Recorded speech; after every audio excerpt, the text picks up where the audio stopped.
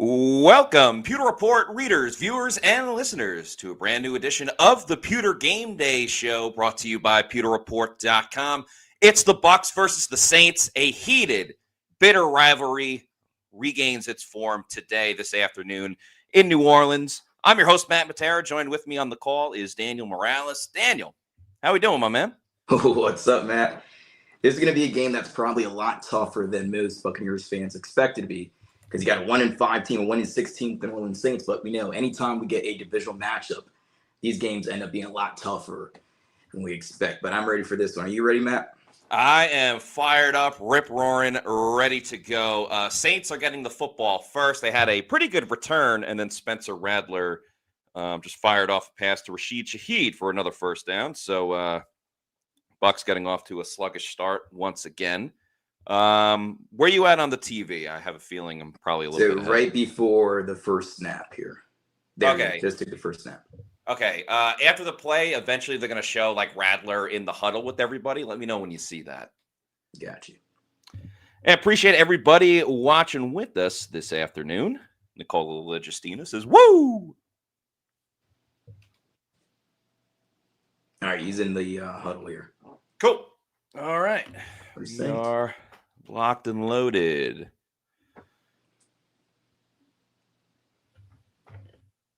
Let's see. Oh, my God. The Jets won. Shaggy in the comments says, Matt, the Jets win. Holy smokes. The New York football Jets won a football game. We're here to talk about Bucs Saints, though. Real quick, I do want to say, RIP to Nick Mangold, the former New York Jets center. That was a devastating loss. Absolutely gutted. He, mentioned like 10, 12 days ago that he needed a new kidney, sent a message out to Bucs fans and Ohio State fans, and just seemed like an awesome dude, hard worker, one of the greatest players in Jets history. Heartfelt condolences to his wife and children and his friends and family. That was a really brutal, devastating loss. Yeah, I did see the news this morning. It was very upsetting. I'm not going to lie. It hurt a lot. He just seemed like an awesome dude. All right. Saints throw a swing pass to Chris Olave. It is quickly tackled and taken care of by Jacob Parrish. Bucs set up a third down for New Orleans. The Saints might be open for business here. I've been seeing reports that maybe any of the three top wide receivers, whether it's Olave, Rashid Shaheed, or Brandon Cooks, they could be traded. So this may be the last time, one of the last few times that they're all together. Yeah, that's true. I mean, it tends to happen with bad football teams, and like the Saints are in a terrible position as the Bucs bring the blitz. It's thrown and completed. That's a first down for New Orleans as they get right on the cusp of field goal range.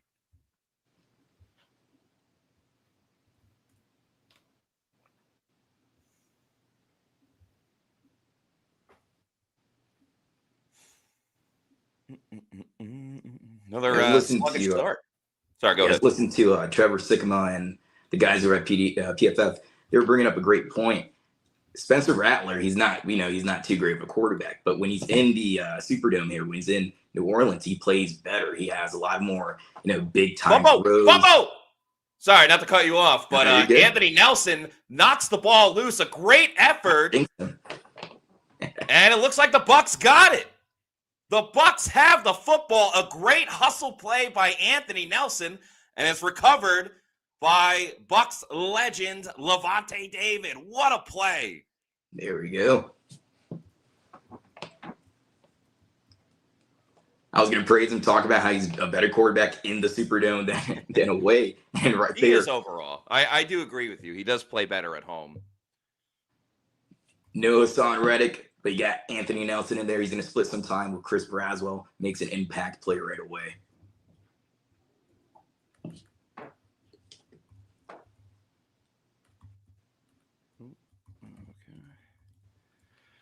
All right, folks, how we feeling? Turnover, big play by Tampa Bay. The defense starting fast. We got to see if the offense is going to start fast. That's one of my keys to the game here. Yeah, Virgin Boy says Nelson already making more of an impact than Reddick. King Cook says Zion cooked already. And Burton says, fumbles! Fumble. Brian S. says, Nelson is way better than Reddick at this point, right? That's interesting. I mean, we got to see for the whole game, but hey, Anthony Nelson's off to a heck of a start. Yeah, it has to be consistent, of course, but I mean, we've talked about this before. At times it felt like Hassan Reddick was invisible. Yes, you're $13-14 million man, but he hasn't produced to the level the Buccaneers expected him to. So I want to see if Anthony Nelson can capitalize with him being out. It feels like it's going to be a one and done for Hassan Reddick in the Bucs. I agree. That's the vibe I get. Keys 44 in the chat here. He says, Tank Tucker time. Remember last year, Sean Tucker was the NFC Player of the Week when he played in a Superdome. Let's see if that's true. Let's see if he can recreate that performance once again.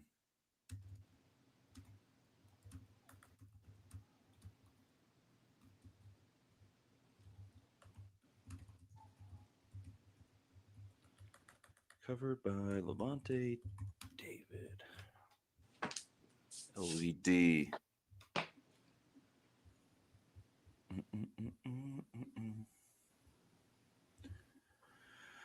What a start for Tampa Bay. How we feeling, people? Two Woods, Cinco Ocho says, incredible play by Anthony Nelson. Tim Ford says, Nelson does the dirty work. Let's go. And Chase Rick says, Anthony Nelson is always involved in something. He seems to always make a play here or there. Clint Fondo says, loving it. Ricky Camacho says, fire the cannons, boys. Tampa Supreme says, must win for the Bucs, especially after everyone else in the NFC South lost. Well, really just the Falcons and the Panthers, because these two NFC South teams are playing against each other.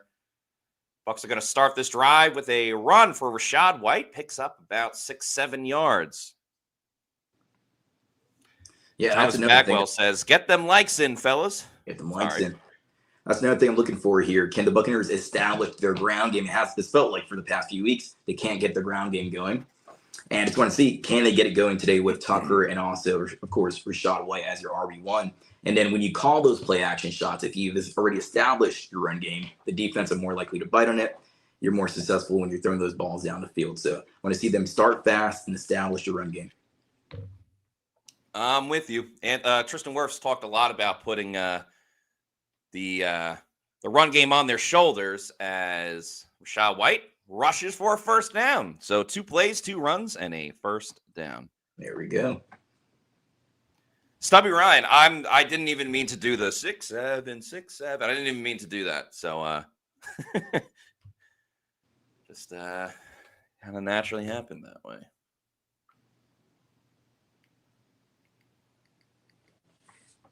What other games do we have on right now? Dan Feeney getting the start over Michael Jordan. Yes, very interesting. Played fullback last week. Yeah. Another run for Rachaad White. That's going to be of no gain.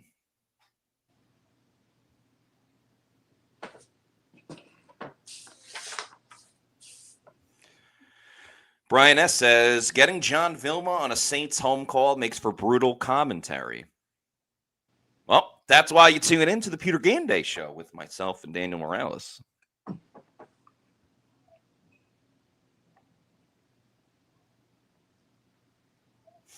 Second and 10 for Tampa Bay. 10 minutes to go in the opening quarter.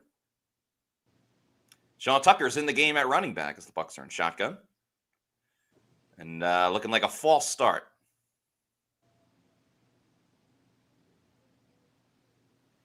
Tristan Wirfs, a rare penalty. And thank you for the kind words by Stubby Ryan. Says Matt and Daniel are easy listening. I appreciate that. It's very fun to work with Daniel. And we have a good time doing this show. Thank you.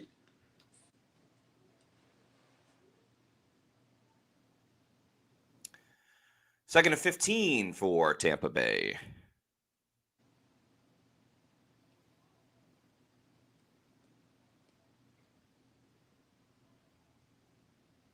Baker looking for a Buca, sails it over his head and makes it 3rd and 15. Not the ideal positioning you want to be in this situation. However, they were great a couple of weeks ago in Seattle on 3rd and 15. And again, another high throw there, didn't get it to his hands or in his number there. We saw that last week. He was 28 for 50. Those overthrows. He needs to bring it down a little bit. Be that MVP Baker that we were calling for the first 6 games. And this is the true test for the Bucs receivers. First game with no Mike Evans and Chris Godwin Jr. So it's really all going to be on Emeka Egbuka as Baker's going to get sacked on 3rd down. Refuses to officially go down. But, yeah, they sent the blitz, and Saints get the job done.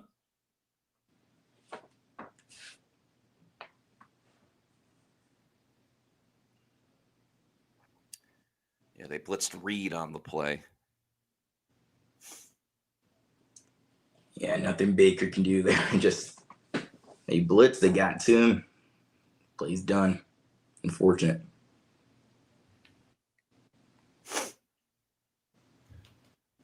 Riley Dixon time. Yep.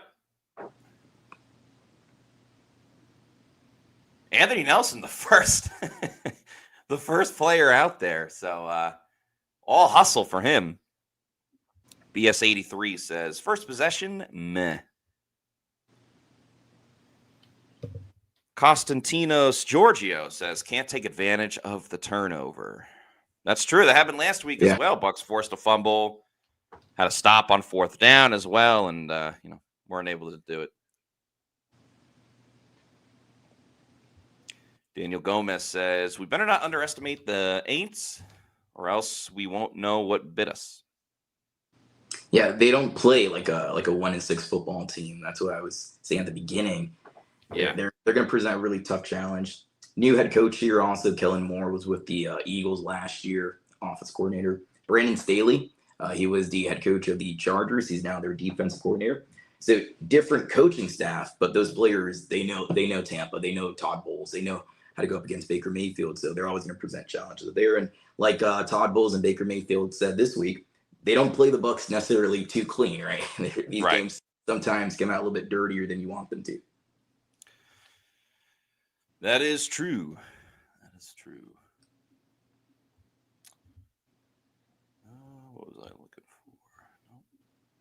BS83 was really hoping we would start with easy completions. Need to see the RE replay. I don't know what you're saying there, but yeah, I want to see the Buccaneers get and Josh Brizard get Baker Mayfield in rhythm pretty early here, but they were going run heavy, and then when he tried to hit Emeka Egbuka, he shot that pass a little bit too high.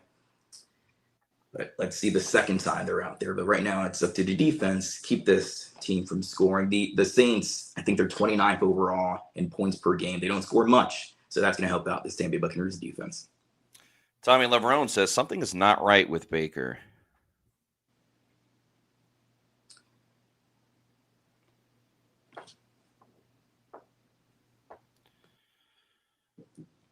All right. He was dealing with that right bicep injury a few weeks ago. Yes, he was. What is he going through now? Injury report. Knee and oblique. That's what they had with this week on the injury report. So he's banged up. But, I mean, at this point, all these guys are banged up. Right. Even Teddy Bridgewater was banged up this week. Yeah, with teeth. On the injury report for a teeth injury. Not tooth, a teeth. Yeah. That was definitely interesting.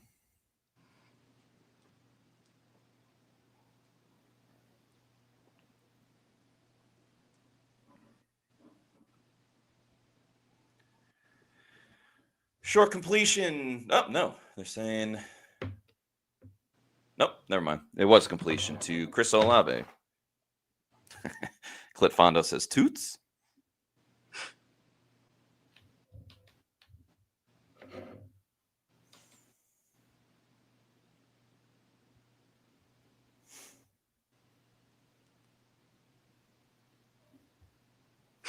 Stan Glassman, teeth. He's just taking advantage of the NFL insurance. I like that. Bridgewater's got he had a commercial as well. I think Progressive or something like that. So he's getting good money on the side. 3rd down coming up with 8 minutes to go in the 3rd quarter. See if the Bucs can get off the field and force a 3-and-out. Radler's going to run. Dives. Looks like he got it. Yeah. Ref's not given the best spot. I mean, that's advantageous for Tampa Bay. They are saying a first down.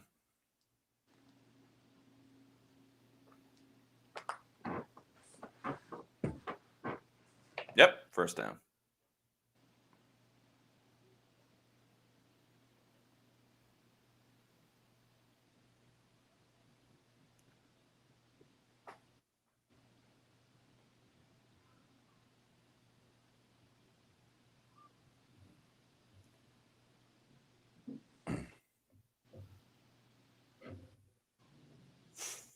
Short run by Kamara. It's taken care of by Levante, Yaya, and company. Yeah, Kamara, he's not the prime Kamara anymore. Look at him stuff. He has 3.6 yards per carry. That's the lowest of his career. And he also has 4.9 yards per reception. That's also the lowest of his career. He's not much of a threat anymore. But you still got to respect him. But he's not the prime Alvin Kamara that we once knew. And he's always been more effective as a receiving running back than an actual rusher. Radler's going to go up the middle. Anthony Nelson having the game of his life with another tackle. I wonder if they'll count that as a sack. It was like right at the line of scrimmage. But what a start for Anthony Nelson. That's a guy making the most out of his opportunity here to start. Look at him. Absolutely. And we don't know how long Hassan Reddick's going to be out for. So definitely earning some more playing time, even when or if Hassan Reddick comes back.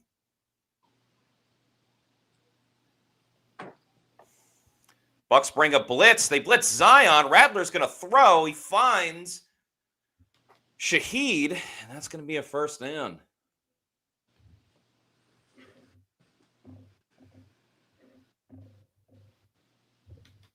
Man, Bucs were close, but not close enough.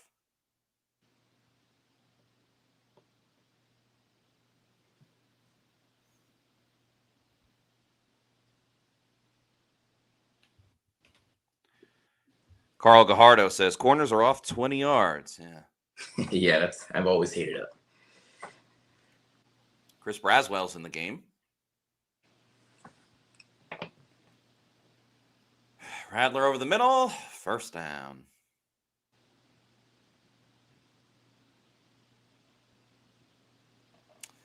Some pretty uninspiring football by the Bucs early on in this first quarter.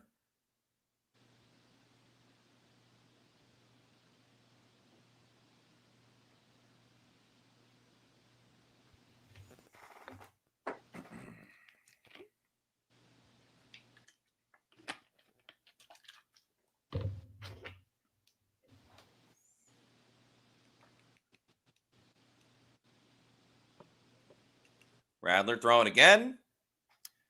Short gain tackled by Levante.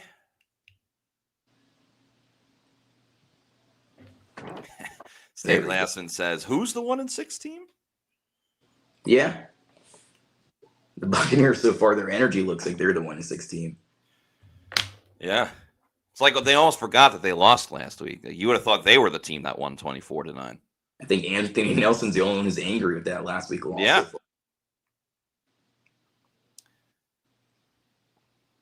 Second and 8.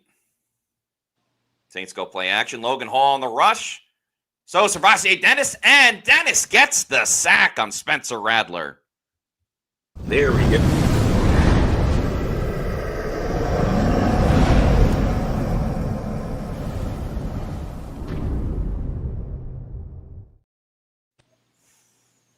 Finally, the pressure hits home. Hall with the penetration. Dennis cleans it up. Good job fighting through some blocks as well.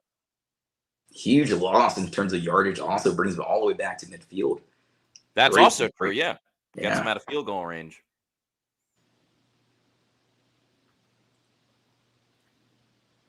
More pressure. Passes completed. Eventually cleaned up by by Antoine Winfield Jr. And good recovery by the Bucs defense. A crucial sack on second down. That Spencer Rattler has now been sacked 38 times throughout his young career so far. Sometimes it's him holding onto the ball too long. Sometimes it's his offensive line holding up for him, but that's quite a bit. 16th of the season also. Saints bring on their punt team. Boots away. Not an opportunity for Cameron Johnson to return it, so he calls a fair catch at the 8-yard line.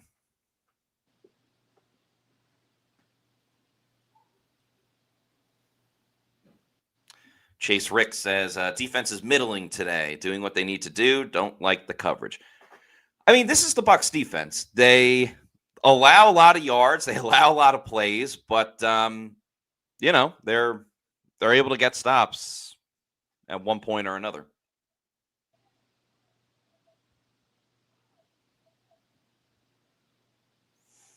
Damn, the Falcons got crushed today. What was the final score there? Because 34-10. Oh, wow. And yeah, Michael Penix didn't play. It was Kirk Cousins. But still, I mean, the Dolphins are one of the worst teams in the league. So yeah, if the Bucs are able to win today, I mean, the Bills got smoked too. They lost, I think, 40-9.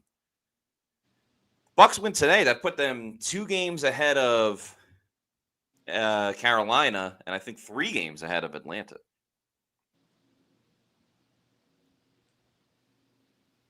I think we could be honest here. No team in the NFC South, at least for me, no team scares me. Not the Panthers, not the Falcons, of course, not even the Saints here. But the Buccaneers have to fix these problems. They're starting off these games way too slowly.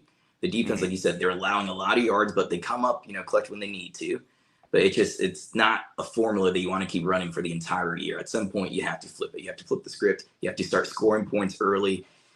And you have to have your defense, whenever your defense turns over the ball or stops a team like they just did right now and forces a punt, you have to capitalize on those opportunities. Absolutely.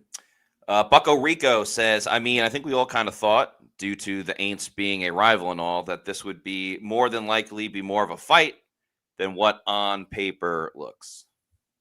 That's a good point. Sunshine and Lollipops Cat says, I think Baker is more hurt than he puts on. We'll see. I'm not going to speculate after one drive, but he did miss that throw to Ibuka. Rashad West says, run or pass, we need clean yards.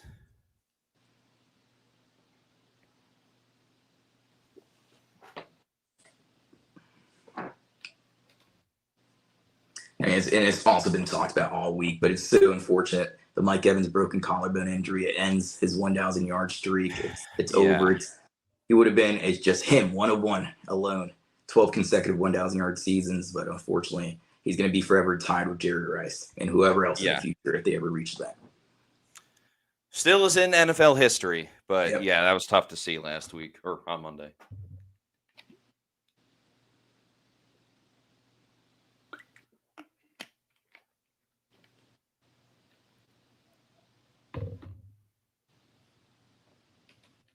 Bucs run it again on first down. Rashad White, short gain.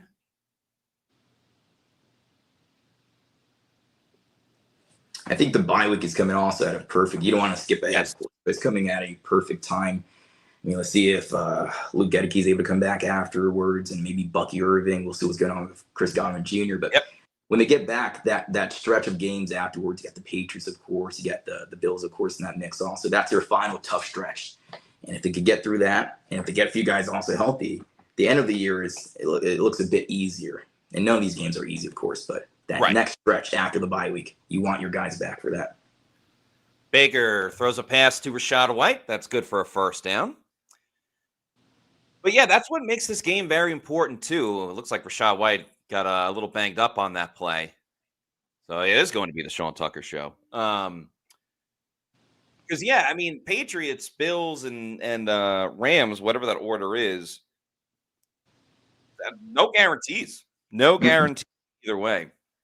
The Patriots have been a surprise team. Sorry to cut you off there. Yeah, I'd say the Colts are the biggest surprise in the NFL, but Patriots are not too far behind them. Here comes Sean Tucker, bounces to the outside, Fumbles the ball, but it goes out of bounds. Got to hold on to that ball there.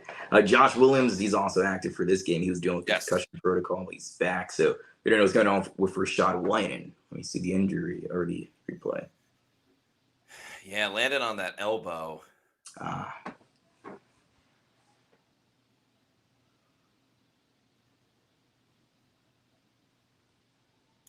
Second and 1.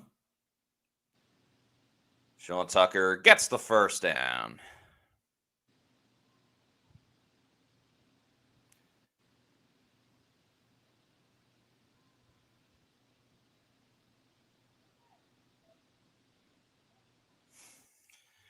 Jordan Schneiderman says, can't afford to lose White. Ugh. He's standing on the sideline, so we'll see if he gets involved.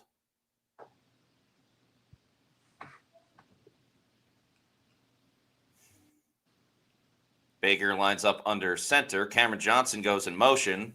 It's got to be offsides on the Saints.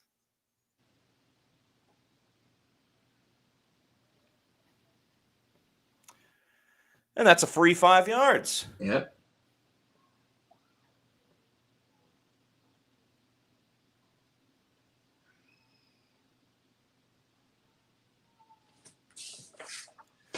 And that's it for the first quarter. No points on the board.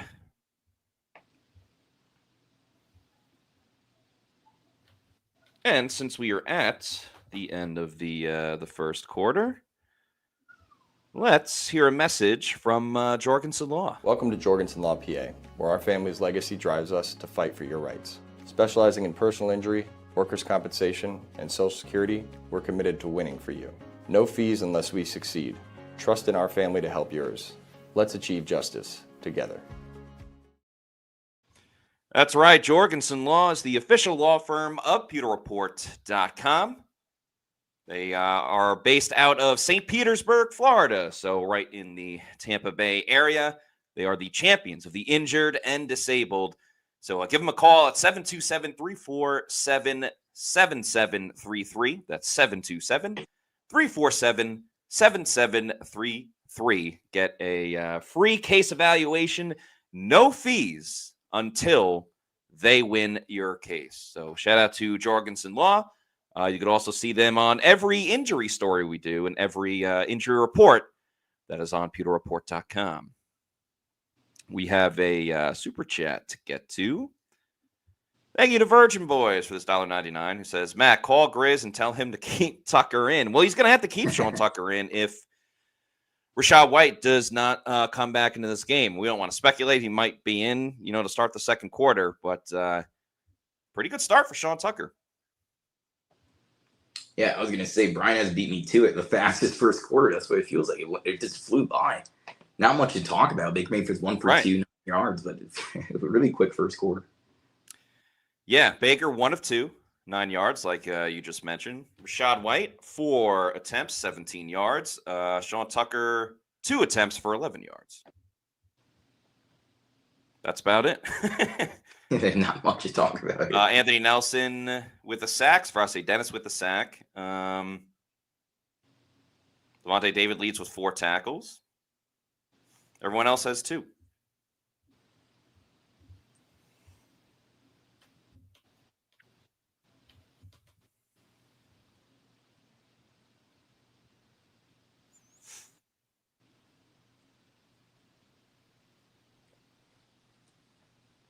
Felix Smith says need this bye week. Yeah, the Buccaneers. Yeah, like we talked about, they could get quite a few players back after that bye week, but you want to go into it 6-2, of course. All right, here we go. Second quarter. Sean Tucker is in the game. Bucs go play action. Baker had nothing on that throw and ends up well short of Emeka Buka. He did have pressure in his face.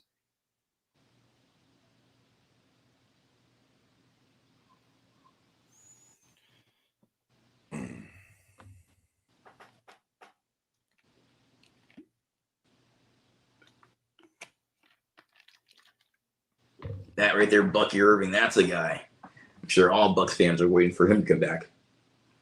Dealing with the shoulder injury, of course, too. with his ankle.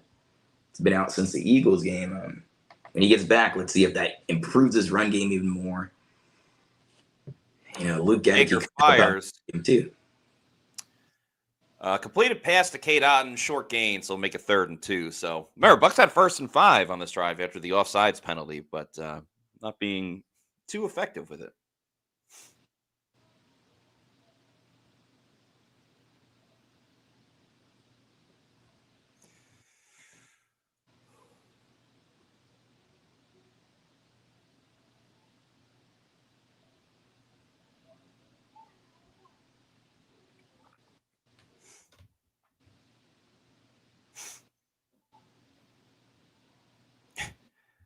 Corey Reeves says, at least he has positive pass yards now.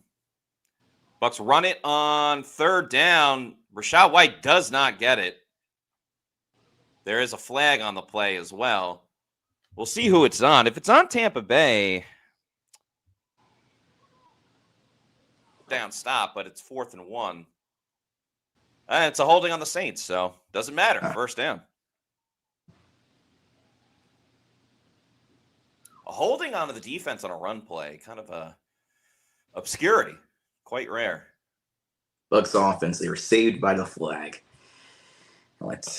They were. Bit of a botched handoff exchange as well. I didn't notice White that. held onto it.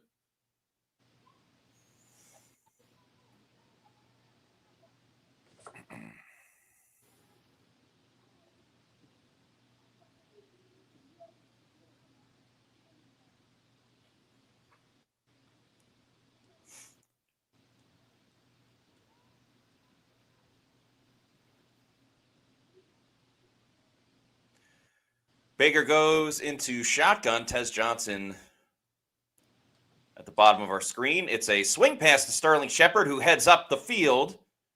Gets about 8 yards.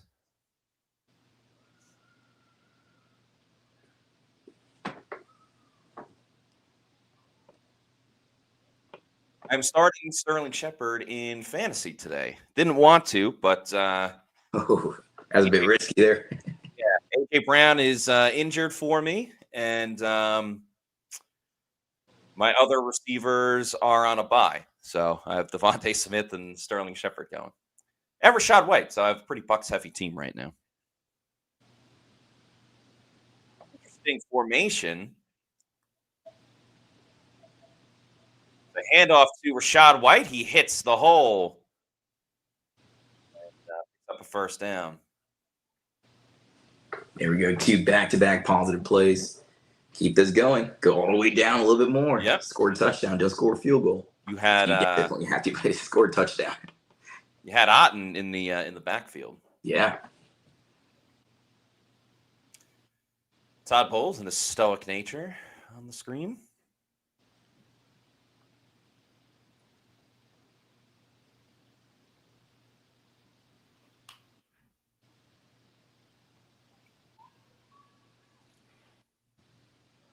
Another running attempt. White can't make Werner miss. It's about a 2-yard gain. Bucs certainly committing to the run. And I'm here for it. We can't say like, oh, they didn't run it enough last week and then they run it this week. And it's like, no, they're running it too much. Yeah, I talked about establishing the run game. Hasn't been pretty at times, but if you keep going, hopefully it pays off and he keeps play action off of that. Get Tez Johnson or Cam Johnson down deep, or Mekabuka, the new wide receiver 1 here moving forward. Yeah. Cameron Johnson goes in motion. Let's see what they got going on here. It's a swing pass. Sorry, that's Tez Johnson. A little bit of a late hit, no? Mm-hmm. Trying to get Tez involved. Gets a short gain.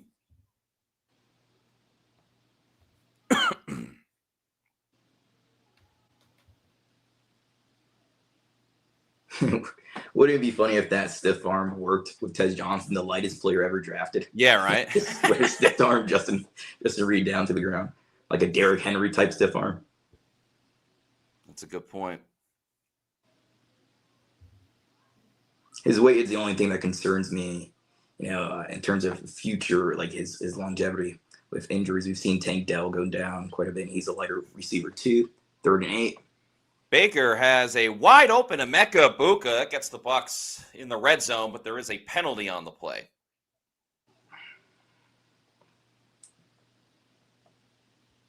Looks like it's on the Saints.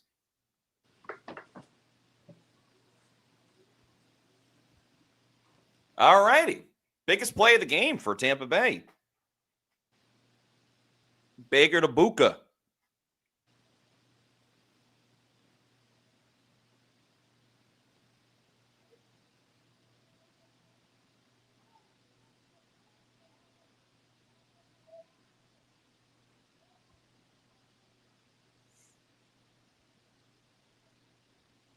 And I think Emeka Buka's ready for that wide receiver one load on his shoulders. He's basically been doing it the whole season, but he's not a typical rookie coming in. We know that all the way from training camp and in the OTAs. He knew the bulk of the offense early on, was able to play multiple wide receiver positions.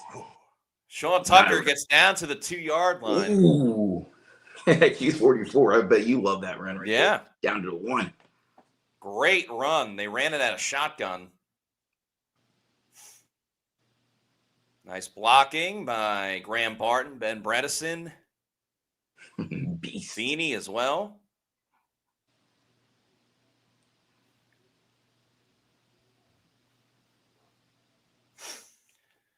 Let's see if they pound the rock again. Give it one more time to Sean Tucker. They do. And penalty. Looks like this is going to be on the Bucs.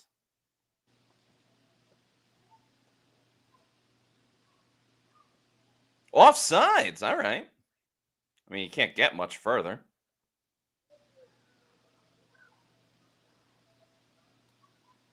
But you do want to accept it anyway because it gives you first down instead of second down. I guess they're saying Tucker wasn't in. Yeah, I couldn't really see its spot there. There's so many guys crowded around there. I saw him, Carl Granderson. Ooh, now Rachaad White's in the game. That'll help my... Nope, he doesn't get in. Saints getting a push against Tampa Bay.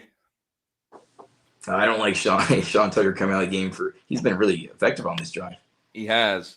Keep him in.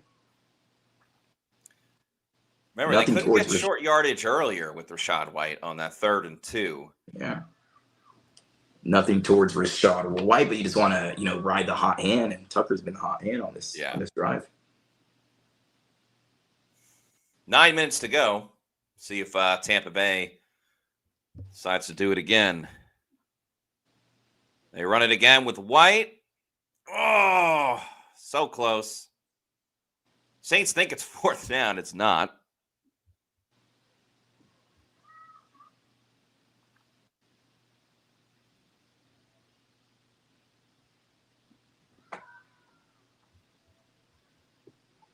Yeah, nothing going here. They're going to expect a run here. Now you're backed up to what is that, about the 2? Maybe do a little rollout with Baker. I'm thinking of Baker Mayfield rushing touchdown. Yeah, kind of like what you just said, a rollout, give him the run pass option. Maybe Emeka Buka. Yep, I agree. They do run it with White. How did he not get in? Wow. Yikes. Oh, man. Looked like he should have got in. Do you go for run 4th when you can't get it? You try, 3-4 times straight? I think you got to go for it. Man. I mean, I just stopped at the goal line. Man. Looks like the Bucs are going to go for it. Actually, I mean, I can't see. All right, 4th and goal. Sean Tucker's back in the game. They run it a 4th time, and Tucker does not get it. No. A huge stop by the Saints. Actually, 5 stops if you include the penalty. That's a little bit embarrassing there. Yeah. At the 1, you've tried 4 or 5 times and you cannot get it done. Yikes. Saints ball.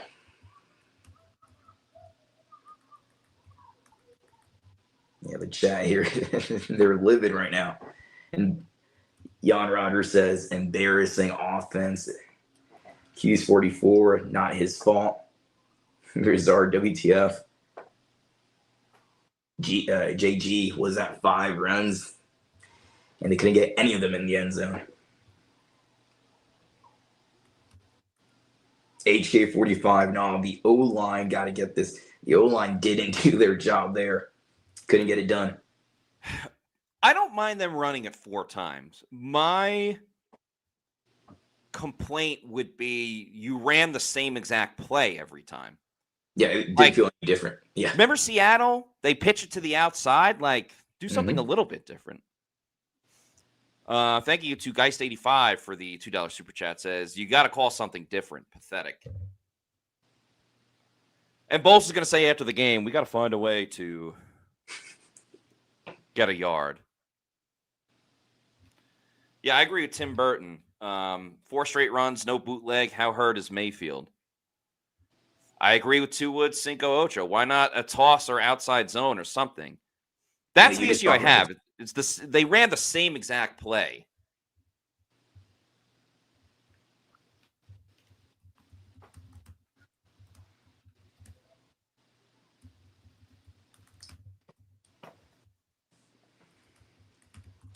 JG, the O-line was flat. You have Rux reviews say, I don't blame Grizzard. Get 2 feet. Yeah, you got to get more of a push if you're the offensive line.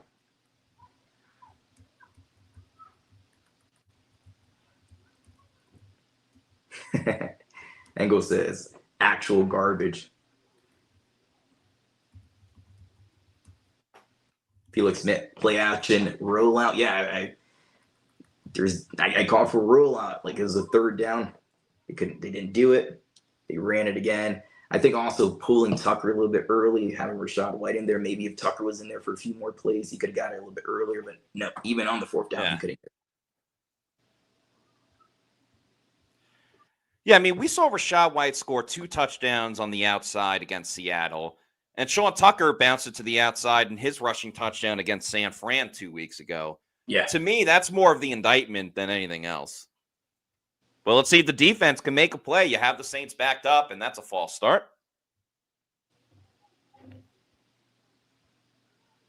Can we get an Anthony Nelson safety here? Right? That would be cool. I think he did last year.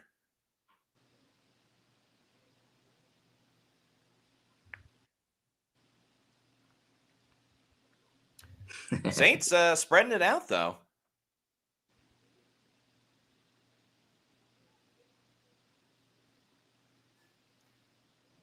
Bucs trying to get pressure. Radler dumps off a pass to Spencer Radler. Radler dumps off a pass to Kamara. Not going to lie, I feel like the Bucs have been terrible with like teams backed up in the end zone. Like the Seahawks went 99 yards.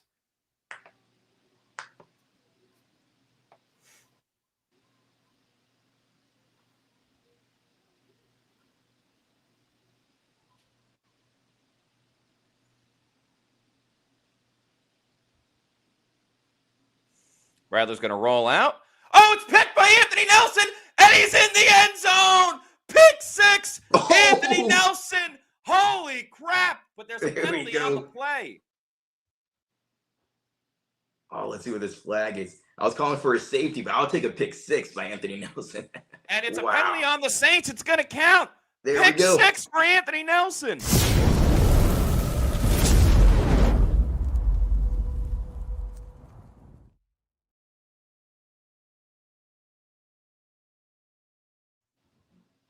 Wow.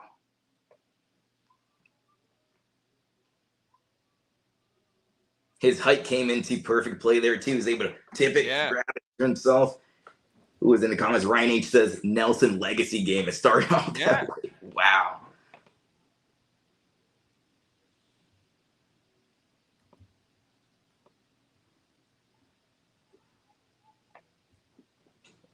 That's a man playing angry, and he wants to make the most out of his opportunity.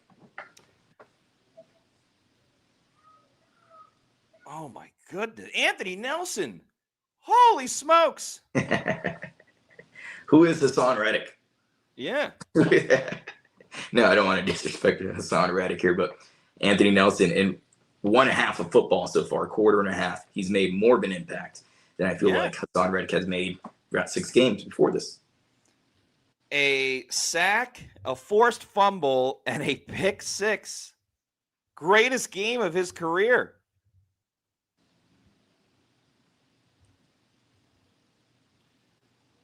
Got a couple super chats I missed. My apologies. Mr. King, thanks for the $2 super chat, says, and this is a Super Bowl contender? Yeah, okay. And Drillman32, going back to the running plays, says, yes, 4 of the same. Why no variance? I agree with you there, but I mean, oh my goodness, Anthony Nelson. Wow. Anthony Nelson, MVP, Michael Waxer says. Yeah. So I remember I was at the Bucs Jets joint training camp practice. He's 813 says this was Grizz's plan all along. And at that joint practice, this was what, 2 seasons ago? Anthony Nelson had a pick off of Zach Wilson. At the time, I'm thinking, all right, it's, Zach Wilson, not exactly shocking. But he has hands. He definitely has hands. Yeah. I just grabbed it, got it, scored it.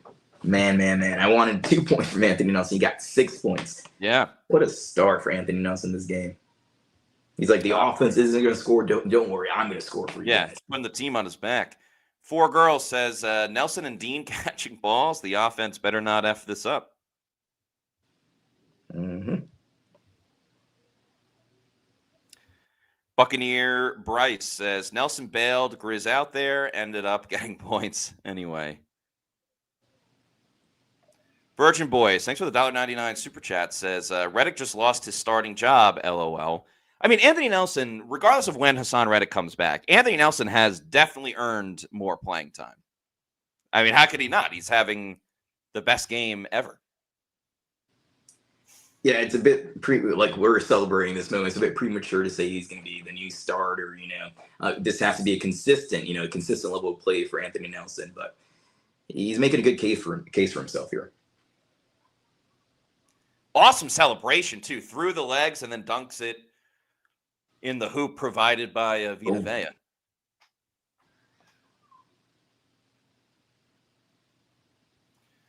He's 813. Says, that Zach Wilson rant from you during Picks and Props, Matty Diamonds, when that happened, is still my all-time favorite.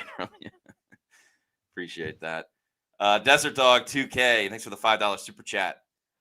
Says, Nelson so far today, 1 sack, 1 forced fumble, 1 interception, 1 touchdown, 1 quarterback discard. Yeah, kind of threw a little bit of a stiff arm there.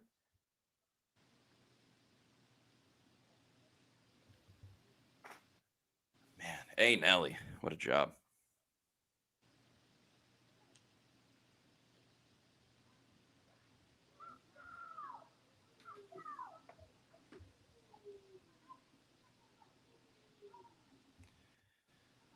Got a super chat we'll get to after this play. Taysom Hill's in the game. They pitch it outside to him. He picks up about 4 yards.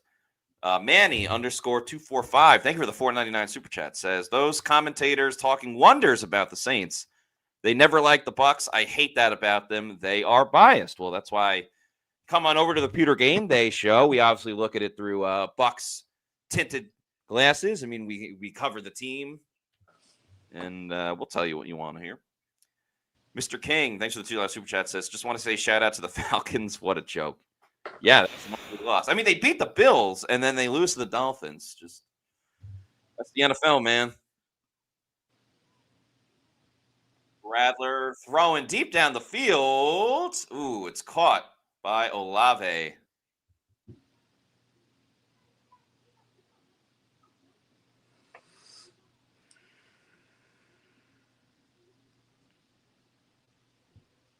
See what happened here.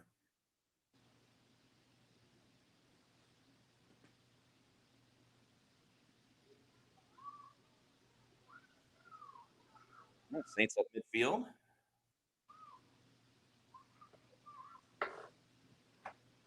Rather looking that way again. Well out of bounds.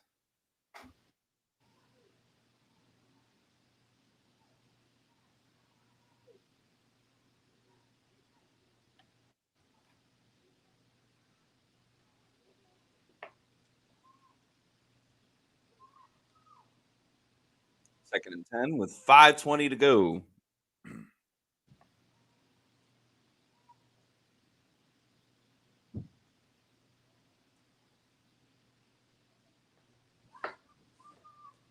Screen to Olave. Nice tackle made by Jacob Parrish. Benjamin Morrison involved as well. The rookies team up to allow a short gain. There we go. He was part of that big chunk play with Chris Olave down the field, but comes up with a nice tackle there. Third down. And again, the second quarter is going by pretty quickly here also. I was just thinking that.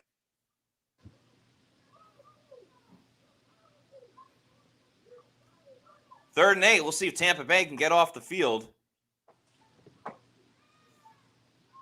Bucs bring 4. It's a swing pass. Bucs have it well covered. Tackle made by Zion McCollum. Bucs defense still pitching a shutout and providing the only points in the game. They'll force a punt for New Orleans.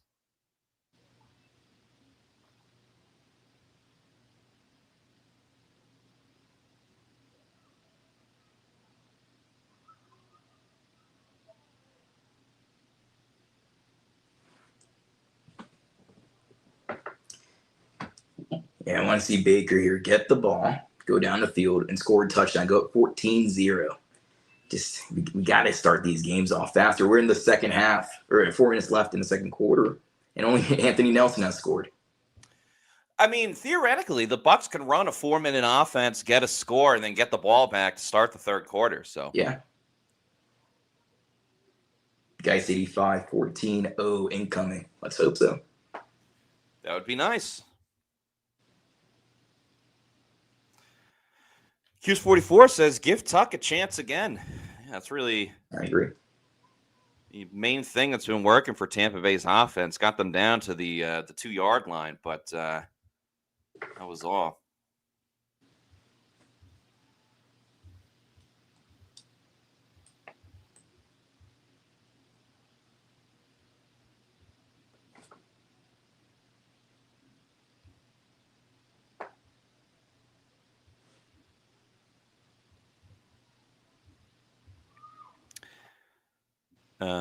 Let's get to some more comments. Sonny says, I'm all for the pony package, as am I. Love the pony package. I don't think they use it enough. Daniel Gomez says, I'm still fuming for the 4 plays at the 1-yard line.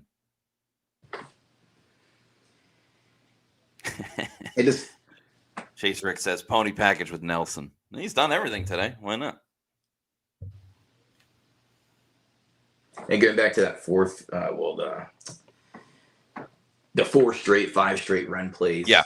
It just felt like the Saints just knew what was coming, and they didn't do anything different. You know, it's just that's the question mark there again. I like the run plays like you did. I would have called a roll out on the third down there, but just felt like the Saints knew the Buccaneers were going to run the ball and going to run it right up the middle, and they were ready for it each and every time.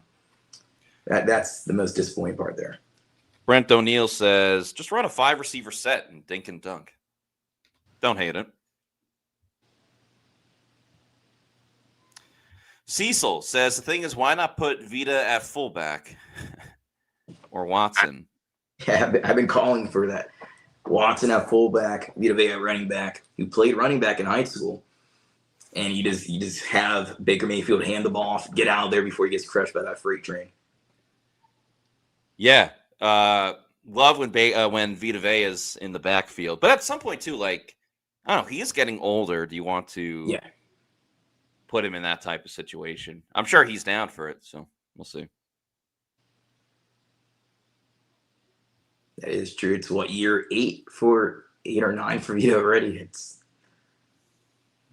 feels like this game says Vita in the pony package. That would be nice, and they're going to run it with Sean Tucker, who tries to bounce to the outside. Stiff arms one Saints defender and is able to make something out of nothing.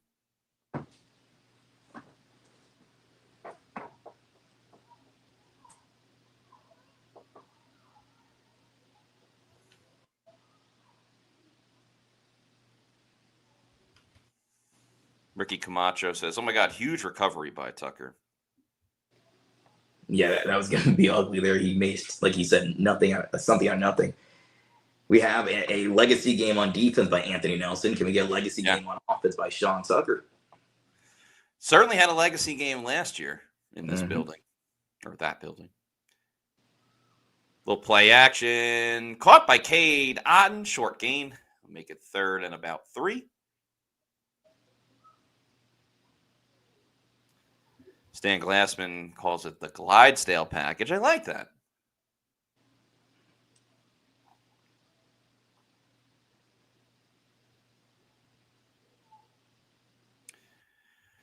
Third and 2 for the Bucs. Clock winding down. 2:40 to play.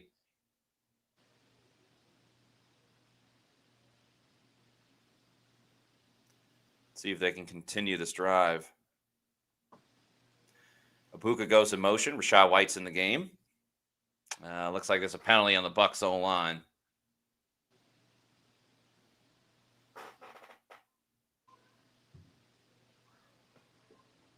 Was that false start with Tristan here? Second false start penalty of the game for Tristan Wirfs.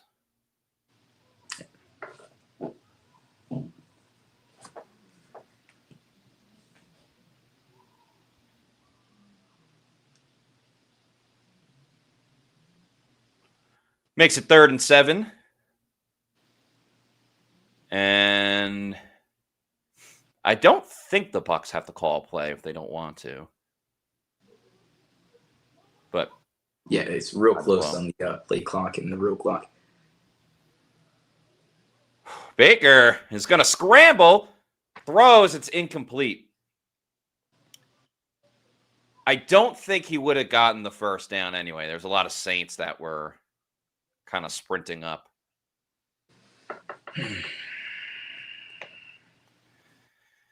Yeah, Bucs offense seems out of sorts. They're going to have to punt it after the 2-minute warning. Yeah, Rami Bradley 56 says, "Kiss the MVP talk away." It's not helping his case. Mike Honcho says, "O-line is getting killed again this game." As Eric says, Baker under pressure a lot. Yeah, we can't hear the crowd, but Wirfs has been a bit jumpy today too on false start penalties. I don't know if the crowd or if the pressure that the Saints are getting there is making him a bit jumpy, but that's uncharacteristic from him. Yeah, second game in a row. Just O-line getting beat up a little bit. I mean, couldn't get that touchdown. Now they were able to get it from Anthony Nelson, but wasn't able to get the job done there, and a lot of pressure on Baker in this game too.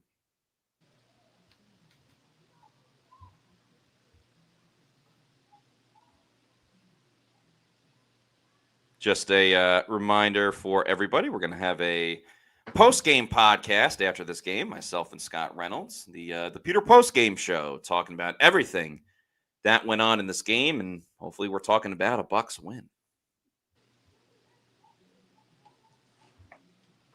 Q's 44 says Bucs mojo looks missing. Their energy definitely looks flat, mostly on offense. Just nothing to get going. We saw that last week against the Lions. Just nothing, absolutely. It's a bit disappointing. I know your top receivers are out. You still have Mecca Buka, but just nothing can get going. It's really disappointing. Game On says the Saints are trash and the O-line is getting spanked.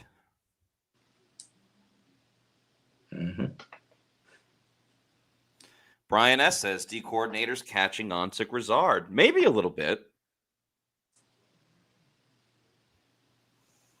Virgin Boy says we need Gedeke back ASAP.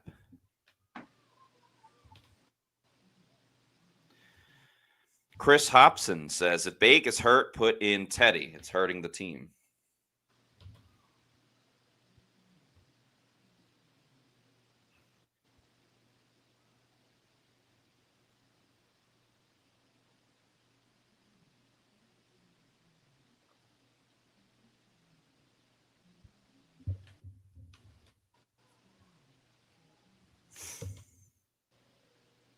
All right, Dixon's going to have to punt this.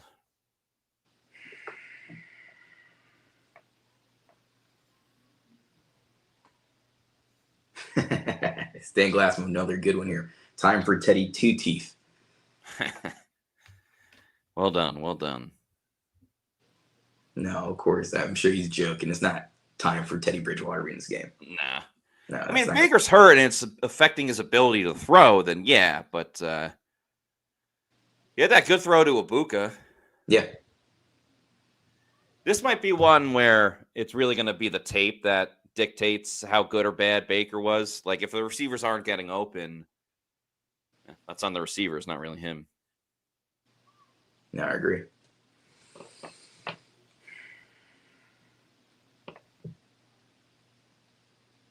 Team Mantahagi here says he needs the buy. All these guys need the buy.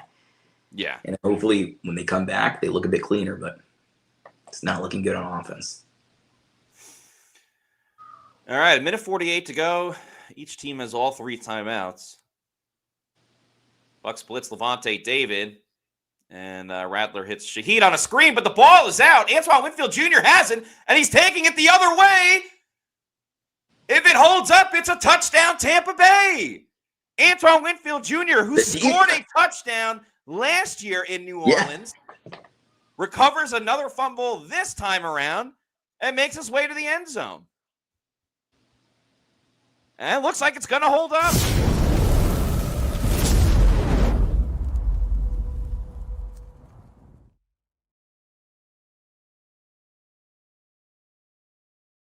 That's a fumble. Jamel Dean on the forced fumble. Winfield picks it up. Wow. And that's a touchdown. A scoop and score. What a weird. His deja vu. Like you said, this happened last year. It was Chris Olave who caught the reception. Buccaneers forced a fumble there. And then Antoine Winfield Jr. was the one who took it all the way back for a touchdown. Same thing here in 2025. Great job by Jamel Dean. Good job also by Antoine Winfield Jr. recognizing the ball's out, getting it, and scoring. Wow. The offense is asleep, but the defense is fully awake here. 14 points, all scored by the defense and special teams, of course, once they kick the extra point. But man. The defense keeping the Buccaneers alive here. Crazy. Absolutely crazy. 2 defensive touchdowns for Tampa Bay. It looks like they're reviewing it. I think it's a matter of, did Shaheed catch the ball, 2 steps, all that stuff.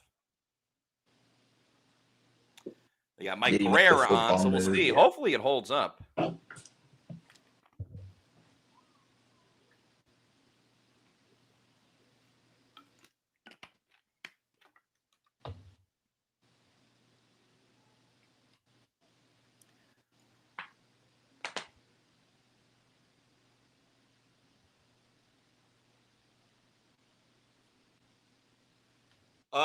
Yeah, so we don't have the volume on. I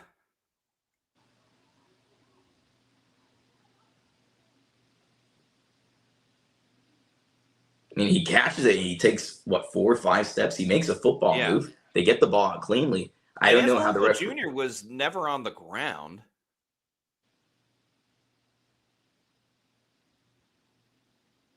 Are they calling it a fumble then down because his foot touched him potentially? Is that what they're doing? Todd Bowles is not happy.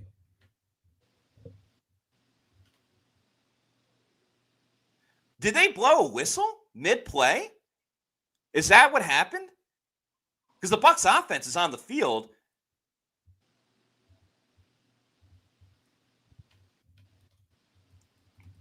I mean, that's egregious officiating. If that's the case. And again, we don't have the volume on, so we obviously wouldn't have heard any whistle. If they blew a whistle during that play, that is malpractice by the officials. That is one of the worst, most idiotic things that could happen. And it goes into what I was saying last week. It's absolute, and I want everybody to hear this, it's absolute fucking bullshit that we got this horrible officiating that blows a whistle in the middle of a play in a 7-0 game where things aren't going exactly right for the Bucs, and they can use every score that they could possibly get. If that's what happened, it's absolute malfeasance, malpractice, and just downright awful. And that's the end of my rant. And the players get fined, the coaches get fined. There's going to be no punishment for the referees. That's another part right there that just blows my mind. Okay, so there was no whistle. Then how the fuck isn't it a touchdown? How could it be a fumble, but not a touchdown? What? Jesus. What are we watching? All right, at least the Bucs got the ball if we want to stay positive. And Baker sacked if we don't want to be positive. Jesus.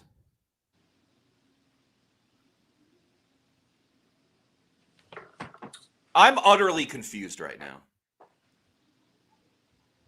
Can someone explain what the ref said? Like, how could it be a fumble but not a touchdown? Antoine Winfield Jr. was never on the ground.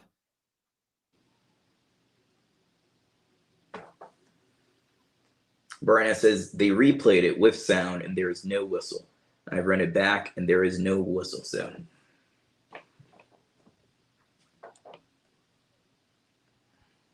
They're saying they blew the whistle. Court Reeves here.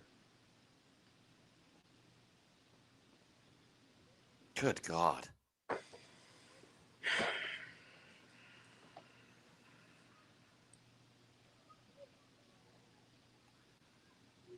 Third and 12 for Tampa Bay.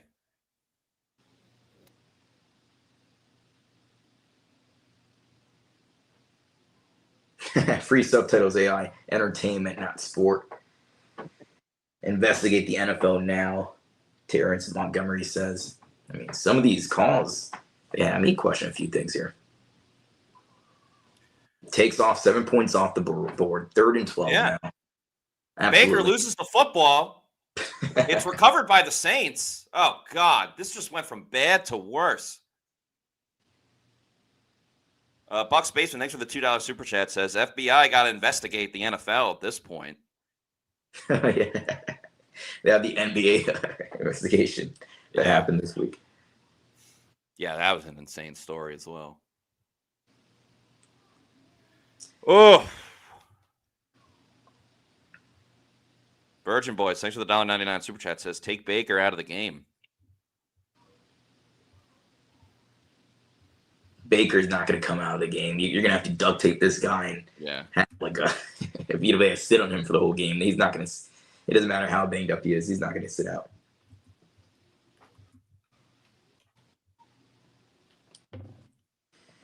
A horrible call. Race is a touchdown, and the Buccaneers offense, of course, they can't do anything. They actually turn the ball over. What a call. I despise the refs. And somehow the Saints are going to get points out of this it's disgusting.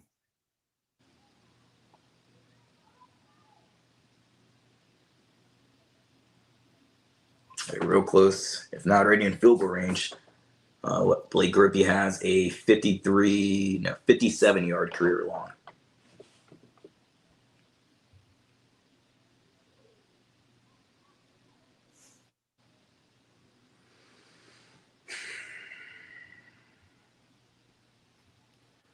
Heist 85 says fixed game.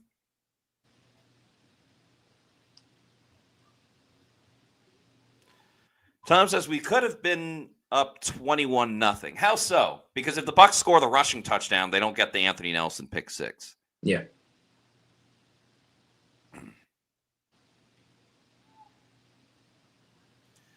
Jacob Parrish comes on a blitz, and they get to Radler.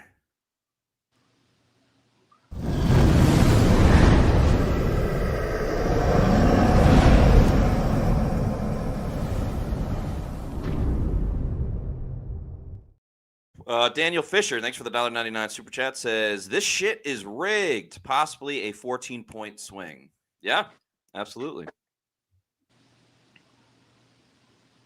Also, Daniel Fisher, chill out. You sent the super chat at 5:14. It just turned 5:16. I got your super chat, but thank you for the super chat.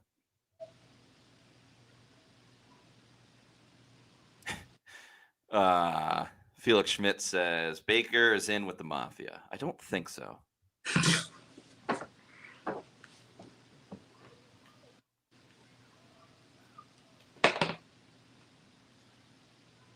All right, 3rd and 10 for Tampa Bay on defense.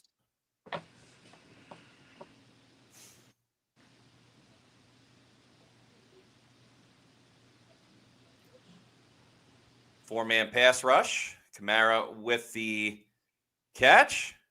The ball is out again, and it looks like the Bucs recovered it. All right.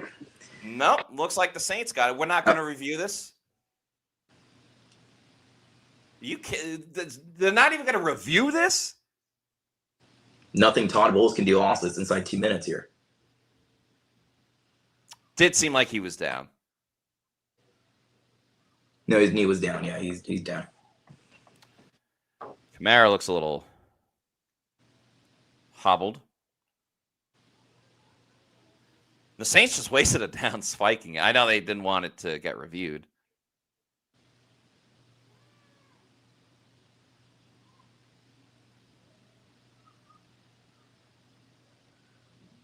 Yeah, it's not a fumble.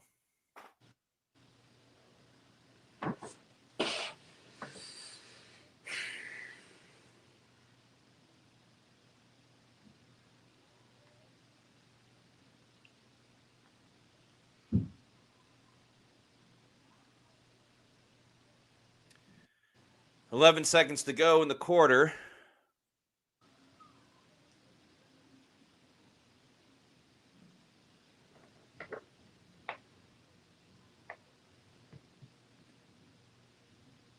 Winfield on a blitz. Rattler going deep down the field. Turn your head around. All right, it's incomplete. Zion McCollum with the PBU. I mean, but if he does turn his head around, he could have turned his body around and potentially get that ball there. Would have been difficult, a difficult catch, but that head stayed forward instead of backwards. How many seconds left? About 7 seconds? I think 6. 6 seconds. Maybe. Okay.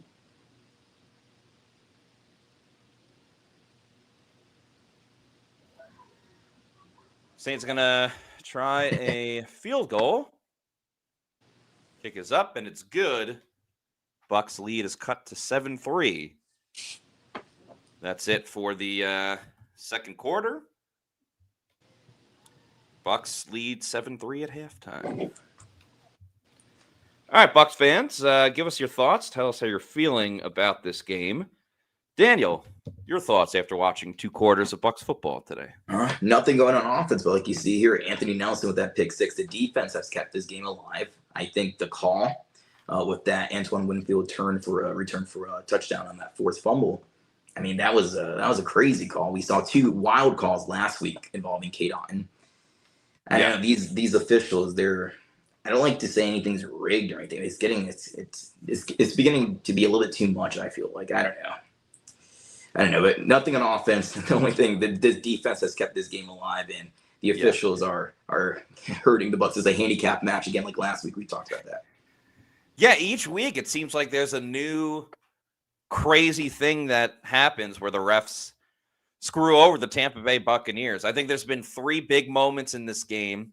It is the Bucs getting stuffed at the goal line, Anthony Nelson with his pick 6, and then that non-touchdown for Tampa Bay based on the bad call by the refs.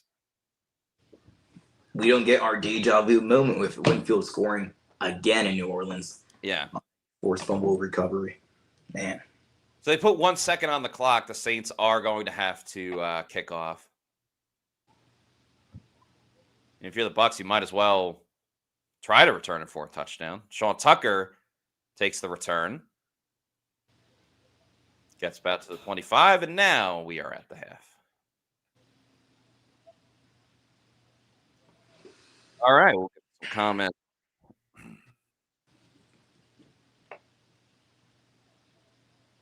Dave Anglin says, the fix is in. It's another screw the Bucs job by the NFL. Shaggy says, there's ugly, and then there's this. Desert Dog 2K says, I think games might be rigged. Sonny says, Baker needs all the smelling salts.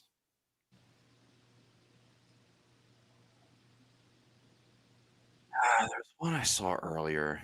Someone was saying that they're pissed off.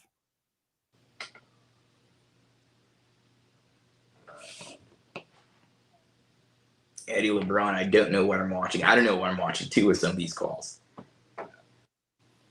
Ashley, Baker's looking bad. All he is going to see are blitzes if he doesn't burn them eventually.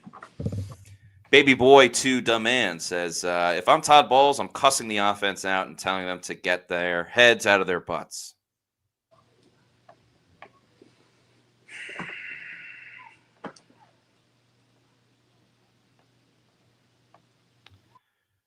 I wanted to see the Buccaneers at the beginning. I said, start fast, get Baker in rhythm early. Just nothing going on offense. The Buccaneers defense is holding this team together, but they could have had 14 points if not for the bad call by the officials. Just this offense needs to wake up. This is a bit embarrassing on offense. Baker Mayfield out of those MVP conversations for now. He is, yeah, unfortunately. Chris Peach says, can we get a double review for that damn whistle?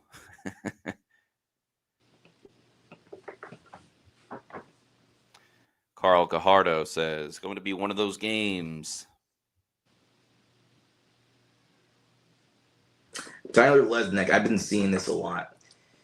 I'm on the fence here, but he says Barton may not be a good center. So he's struggled, of course. Yeah.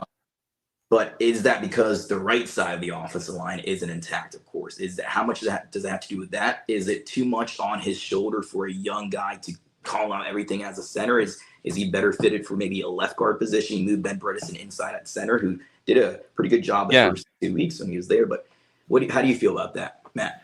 I thought Bredesen was really good at center when he had to play there for the first 3 games of the season.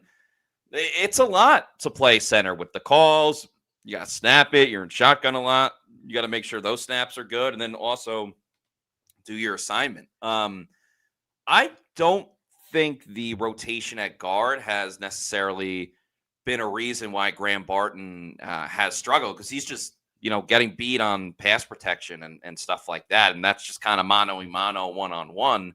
Yeah, sometimes players will stunt and twist and stuff like that. I don't know. I think Graham Barton, he has some good moments, but Graham Barton has, I think, decelerated as a player a little bit. And he looked good at left tackle. He's obviously not going to play left tackle with Tristan Wirfs in there.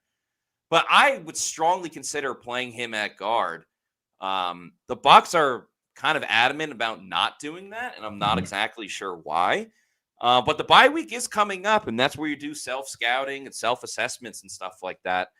If I'm Tampa Bay, I really look into that. Yeah, I'm not saying he's a bust also. I think you cannot say he's a bust, of course. But maybe slow the game down from a little bit by putting him at left guard. Just make it really easy. He doesn't have to make those calls necessarily. I think that might help him. We saw also, for example, Luke Gettige get benched his rookie year.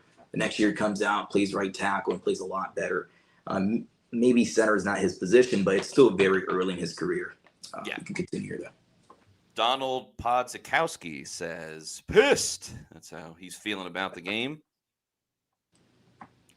DSG Carlos says, who's starting at wide receiver? I joined pretty late. So Emeka Buka is your wide receiver 1. And then they've kind of been rotating guys in and out. Tez Johnson's been involved. Sterling Shepard has a catch. See some Cameron Johnson too. But yeah, that's pretty much the rotate. Mark of the Wise is feeling angry. Diesel Roche says, Zion has no awareness at all, beyond pissed with the way this game is looking right now. Yeah, Bucs should have a 14-0 lead. That's really what it should be. We have a $9.99 super chat from Thomas Moore. Thank you very, very much. Says, guys, Baker is playing like he does whenever he gets press. He plays better when he is under the radar. Also, the play calling in the first half. Wow. I think people have made good points in this chat about Baker not like picking up the blitzes or seeing the pass rushers and stuff like that. So there could be something to that. Son the Child, thank you for this $2 super chat. Says, how many times is Bowles going to let the refs cheat? What is Bowles going to do? I don't. I mean, he can make a public statement, but he's just going to get fined. That's the problem too, is that there's no accountability for the referee. It's just, hey, we messed it up. Yeah. The league's not going to do anything. If you say something, what do you get? You get like a $45,000 fine. It's wild fine. Big money.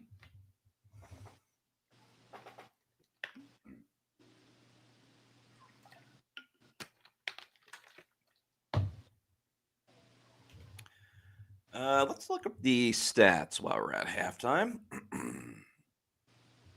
Not that there's a lot of stats to really be impressed by. Baker Mayfield is a not very nice 6 of 9 for 50 yards. He's been sacked 3 times for 28 yards. So the Bucs team passing yards is only 22. Bucs have committed to running the football. They ran it 16 times in the first half with Rachaad White and Sean Tucker. White is 11 attempts for 30. Sean Tucker, 5 attempts for 29. Tucker has an average of 5.8 yards per attempt, including that 15-yarder. Every Buck, with the exception on this list, with the exception of Cade Otton, has 1 reception. Abuka for 24, Rachaad White for 9, Sterling Shepard 8. Cade Otton has 2 catches for 8 yards, and Tez Johnson has 1 catch for 1 yard. So pretty slow day for Bucs receivers. Baker Mayfield lost a fumble, and Levante David leading the Bucs with 6 tackles. Jacob Parrish not far behind with 5. Parrish also has a sack, as does Anthony Nelson and Servassier Dennis. Nelson and Jamel Dean have forced fumbles, and of course, Anthony Nelson has the only score of the game on a pick 6. Man, if you could have done because a popular bet is first touchdown scorer of the game, the odds of Anthony Nelson being the first touchdown scorer had to be absolutely astronomical. I don't know what the number was, but hot damn. Should have been an Anthony Nelson score and an Antoine Winfield Jr. score, but yeah, we got to move on. And so we still have 2 quarters of football here left. The Buccaneers are in the lead, 7-3. It's a much closer game than I'm sure many people expected because you're facing 1-6 football team in the New Orleans Saints. But again, they don't play like a 1-6 football team, especially in the division. Jeff the Champ says Grizz better make some adjustments. He has to. It's going to be 2 poor games in a row for this offense. Amazement 717, thank you for the $5 super chat, says just get to the bye week with no key injuries. Just come out, execute, and play with some energy. Wirf struggling is so unusual. Yeah, that's why we can't take him for granted. He's been so great, and he's still a great player, but odd seeing him with all those penalties. Mark Fisher, thanks for the $4.99 super chat, says I've seen a season like this. Sorry, I've never seen a season like this with us in the referee since 1999 and the NFC Championship game. If they blew a whistle, why did they rule a touchdown or not rule it a touchdown? I don't know. It doesn't make sense to me. It's either a fumble and a touchdown, or it's just not a fumble. And if they're saying that they didn't blow the whistle, that makes no sense to me.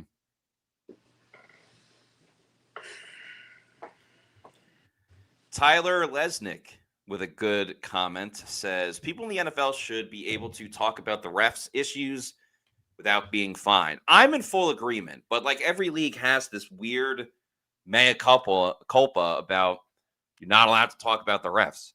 If it's bad officiating, it should be talked about and it should be held accountable. Yeah, they're scared. I'm sure part of it is they're scared it's going to hurt. If people start, the players start talking about this stuff out loud, and coaches, it hurts the credibility of the NFL. But I think you already have that when you have a lack of transparency. I've said this before. Every time that the referees go into the huddle to talk about a play or they get a call from New York, if you make that transparent, you get a lot of these things, eliminated. All these question marks about, is the game rigged or not? All this, it really dies out. I would like to see more accountability, more transparency, but also just find the referees too. Like if they made a bad call, they need to Yeah. have some sort of penalty, some sort of punishment. But I don't think anything's going to change. We can talk about this stuff, but nothing's going to change. Yeah. Let's get to the super chat by Cali Bucs. Yes, thank you, Cali Bucks, for this $9.99. Says, you have no sound. Let me paint the picture. You normally hear an exaggerated whistle as they run to the end zone. In this case, you never hear the whistle at all. Announcers agreed they never blew it. Yeah. So then how's it not a touchdown?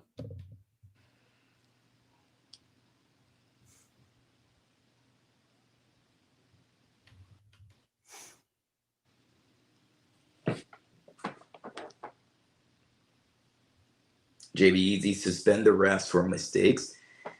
There needs to be some kind of punishment, yeah. I think there was a ref that got suspended in college football, I want to say.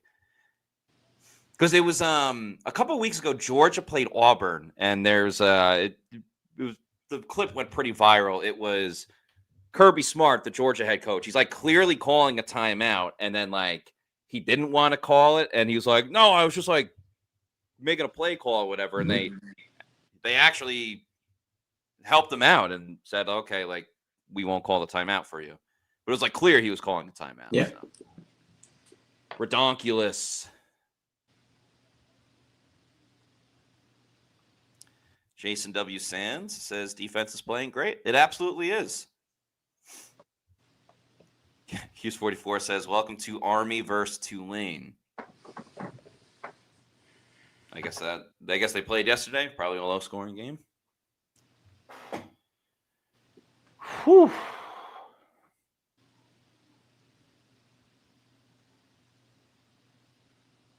I feel like this halftime has been longer than the first two quarters. Yeah. It's supposed to be 12 minutes. Felt like 20 minutes at this point. Desert Dog 2K says, SEC holds zebras accountable. There was a video review where Auburn clearly scored and the ref said no. That's good. Good. Yeah, I agree.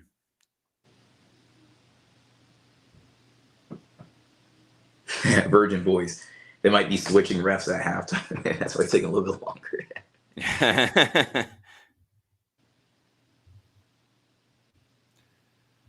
All right, looks like we're about to start the third quarter.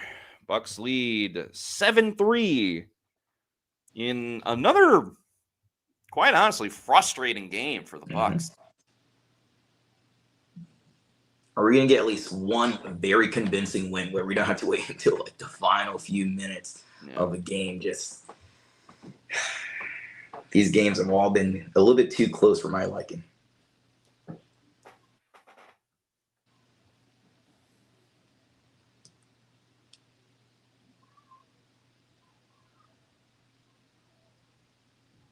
Man, what a play.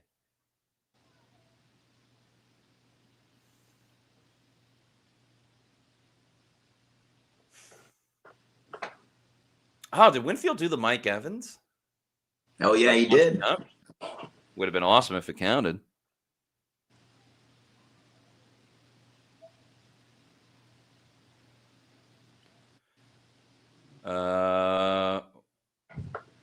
Okay, here we go. A weird camera angle, but Sean Tucker takes it to about the 28-yard line. Let's see how Tampa Bay responds on their first drive of the third quarter. Khalif Young with the $1.99 super chat. Thank you very much. Says, why can't Culp get some time? You know, that's a good question. He's shown some receiving prowess. He definitely did last year, especially when Cade Otton got hurt. They need a couple more weapons on offense, especially without Mike and Chris Godwin Jr. I don't hate the idea of getting Devin Culp more playing time. Yeah, I like his speed. That's something that maybe could be utilized, but we haven't seen much involvement at all. Many targets to the tight ends in Josh Grizzard's offense. Maybe that's because they're being used as blockers a lot, but I like to see play action. Baker Mayfield finds, I think that's Tez Johnson. Yep, Tez Johnson, first down. So Bucs go play action on the opening play, and nice to see them get a first down before having to get to third down. Yep, the defensive back kind of bit on Ibuka. And that left Tez Johnson with a window of opportunity. Perfect way to start off the first, the second Yeah, half. and you move the pocket. You let Baker Mayfield throw in space and on the move, which he's very good at. I like the play call. Mm-hmm. They're going to run it with Rachaad White. Cuts for about 3 yards.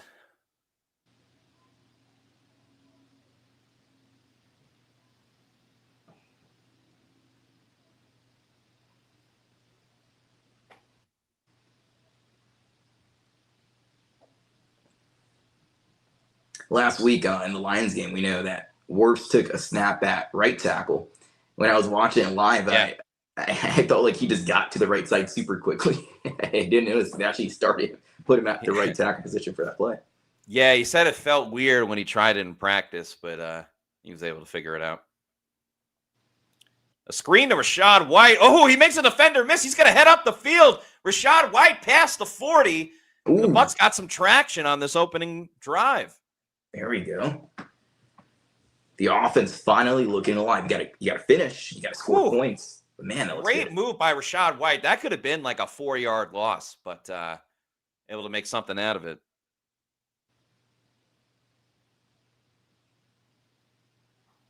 Good blocking down the field. Good ball security by him. 2 hands on the ball.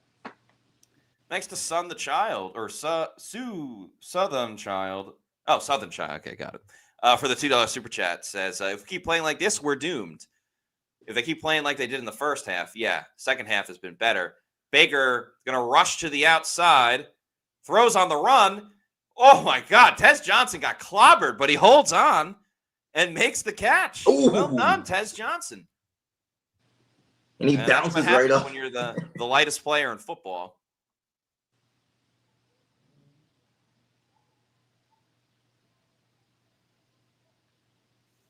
We've seen now a few rollouts get Baker Mayfield out of the pocket. Earlier it's to the left side, hitting Tez Johnson for a first down. Now hitting Tez Johnson on the right side here, rolling out to the right, getting that first down again. Good stuff here. They gave Josh Grizzard some smelling salts, not just Baker. They gave him some smelling salts. Now Sean Tucker's in the game. They're going to run it with Tucker. Gets about 3 yards, maybe 4.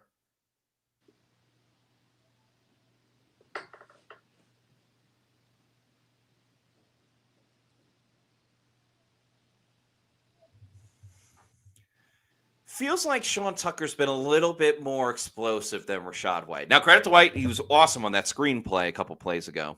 But, yeah, I don't know. I'd kind of keep it going with Sean Tucker, to be honest. I agree with you. Yeah. Coming into his drive, like you mentioned at halftime, he had a 5.8 yard per carry average. You stick with the hot hand a little bit. Yeah. Tucker stays in as the Bucs go shotgun. You got 4 wide receivers. Well, one of them being Cade Otton. Ball is caught by Cade Otton, and he is very close. Ooh. And they're calling a touchdown. Tampa Bay. Cade Otton with the score. Hell yeah. Bucs go up 13-3.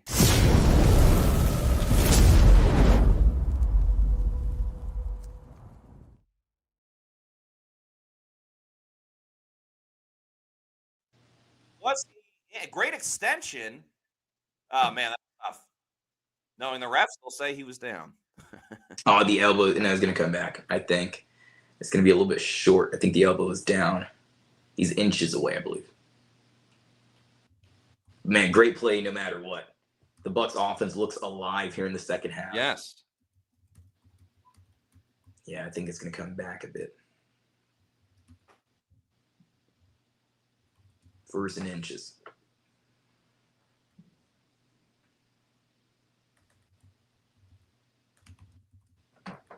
Oh, it's so close.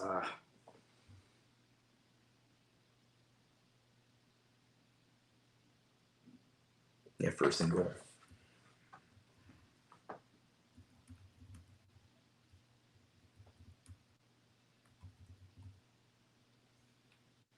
All right.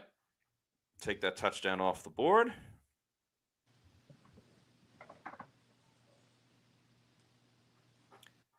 Well, what do you do here? Do you run it from the 1 yard line? Don't run it up the middle, okay? Try to do a little toss outside. Who's in the game? Is it wide, or it doesn't even matter who's in. Do something a little bit creative. I bet they run it here, but I do like that they're in shotgun. They're going to throw it, looking for, oh, God. That could have been a disaster. Yikes. Oh. Baker was looking for Sterling Shepard. That would have been great for my fantasy team. Not exactly Mike Evans going to that corner of the end zone. Shepard, never even really located the ball. He immediately started playing defense. It looked like Kool-Aid McKinstry was a wide receiver. Yeah. Out there. All right, 2nd and goal for Tampa Bay. Sean Tucker's in the game. They're going to run it with Tucker, and the Bucs remain allergic to the end zone. Yikes. They can't do it. They can't run right up the middle on the goal line. Again, and they tried to pull Dan Feeney. I just don't understand. You're running the same play up the middle every time. Run it to the outside. Pitch it. I don't care. Yeah, that's a waste of downs there. That is the 6th time they have run a play like that. And it's stopped every time. They were stopped on 3rd and short earlier. I think you got to go play action. Yep. Yeah. Run. What the awful. That was awful. Terrible play calling. Why are you cutting out a section of the field? Josh Broussard They're lucky. Was great. All the way up until Cade Otton getting tackled at the 2. Almost a pick again by Kool-Aid McKinstry. Yeah. I don't know.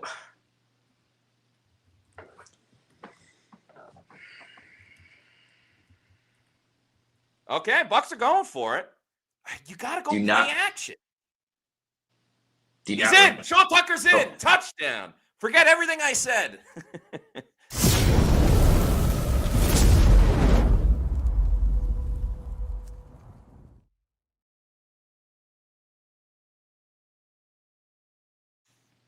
By the way, folks, Sean Tucker, anytime touchdown was plus 400, maybe even plus 425. One of my picks on Pewter Picks and Props. Charlie Heck pushing Tucker and get him past the goal line there. A run up the middle finally worked. What was that? The 6th time Josh Broussard called it. 7th time, yeah. 7th time now. Because he had the 5 times on the initial goal line. And then stuffed on that one. Extra point is good. Bucs are up 14-3 in the 3rd quarter. It has not been pretty by any means, but at least they're up 14-3. Yeah.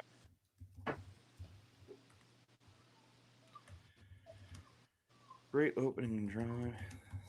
2nd half. For the Bucs. Taking 5 minutes off the clock, too. That's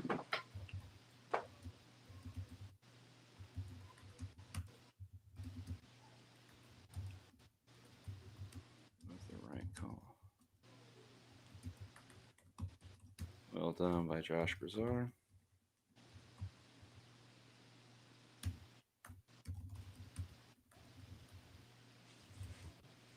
Diesel says, thank you, Tuck.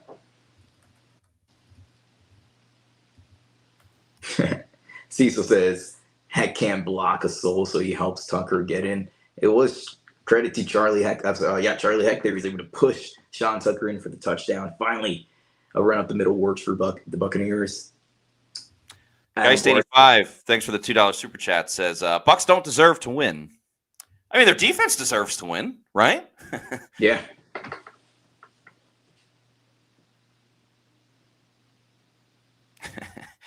BS 83 says, 9th time's the charm. Game On says, for real, did Broussard run out of plays? I understand, all right, we're going to control the line of scrimmage and dominate, but they can't be going to 4th and goal every single time.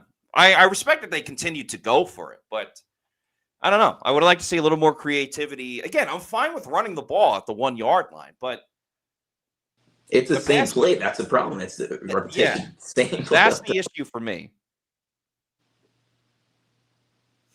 I get it. So if it doesn't work one time, that doesn't mean you never go to it again. But I mean, I think we had enough sample sizes of 6 times that it didn't work. I mean, it finally worked with Tucker, but even then, he barely got in. It wasn't like, he strolled into the end zone.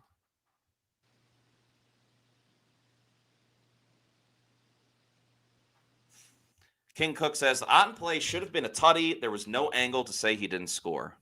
The F? So I'm reading here Stan Glassman. He's very accurate with these things. He says, these guys don't realize that the refs said Cade was out of bounds at the 1. If they said Cade was out of bounds. Oh, okay. That would be, but he didn't step He didn't look out of bounds. I would like to see the replay again, but he's maybe like 2 feet away from the sideline. Moral of the story is the Bucs are up 14-3. Yeah.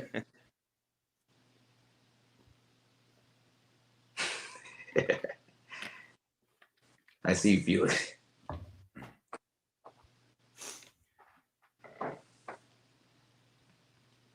Nice tackle made on special teams. Looked like Jacob Parrish. There's a dog 2K. Thanks for the $5 super chat. Says Torbert saying Otten was out of bounds tells you all you need to know about this clown crew. Give me a break. Okay. Again, I hope they show the replay later on, but he's like, from my perspective, like 2 feet away from the sideline. We can't hear it, of course, but I thought the elbow was down, and that's what they called it right before he was able to extend his arm fully out into the end zone. That I can understand. But they said earlier they called the whistle. Again, we cannot hear, but they said they called the whistle, and they didn't. For everybody saying they didn't call it, and then now they say he's out of bounds. It doesn't matter right now because the Buccaneers are up 14-3. But these calls are again a head scratcher. Kind of like Josh Grizzard continuing to run the ball right up the middle. Yeah. Jeff the Champ says should be 21-0.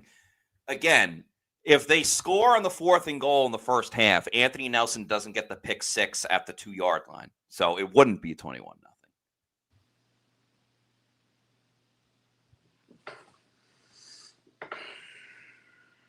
Actually, no. I apologize because you would have had the Winfield. That's on me. Yeah, the Winfield. Yeah, I forget about that one too. I think it's getting called for a holding.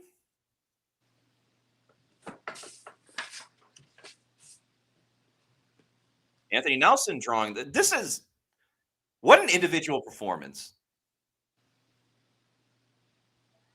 Real quick. Get that man off of special teams. He's doing a great job, but don't get him hurt. Yeah. That's a good point.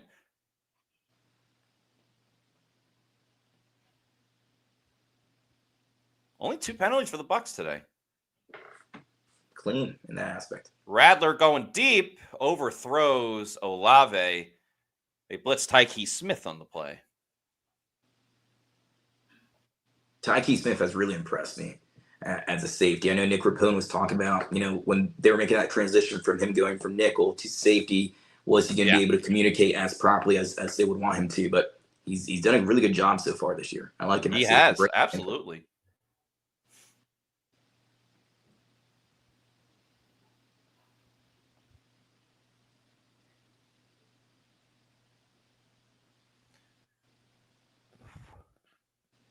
Second and 16. Delay a game. There we go. I'll make it 2nd and 21. Unless the Saints want to use a timeout, which I don't think they did.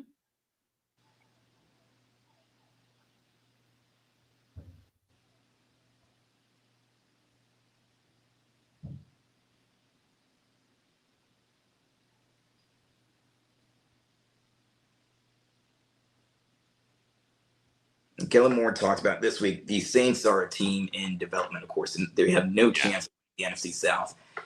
They're playing a lot of their young guys, trying to give them as many reps as possible. But he says being in development doesn't necessarily mean that we're not trying to win games on Sundays, and they're still fighting. They're one of the better 1-6 teams in the league. Ooh, Bucs blitzed with Jacob Parrish off the edge, unable to get to Radler. He completes a pass to Olave. for about, I want to say, 10 yards. So that'll make it 3rd and 10. Came close to getting him. All right, 3rd and 10. Man. Bucs can get a lot of momentum with the stop here, giving the ball back to the offense who just scored. Vita Vea with some pressure. Rattler's going to step up. Going to try to run. Surprisingly, Dennis tackled him forward, which I didn't love. There is a flag on the play. It's kind of an awkward tackle, but what's the flag? Looks like it could have been a hold. Looked like Vita Vea got held on the play. Yep, it's holding on the offense. Good. Okay, cool. Bucs are going to accept it because Rattler was pretty close.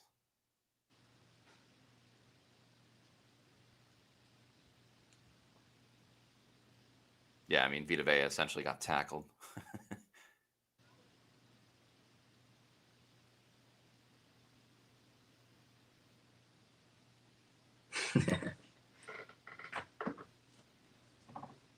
All right, 3rd and 17.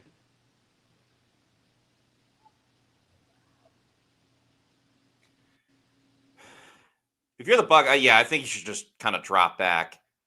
Rattler going deep down the field. That'll go incomplete. Bucs get the stop.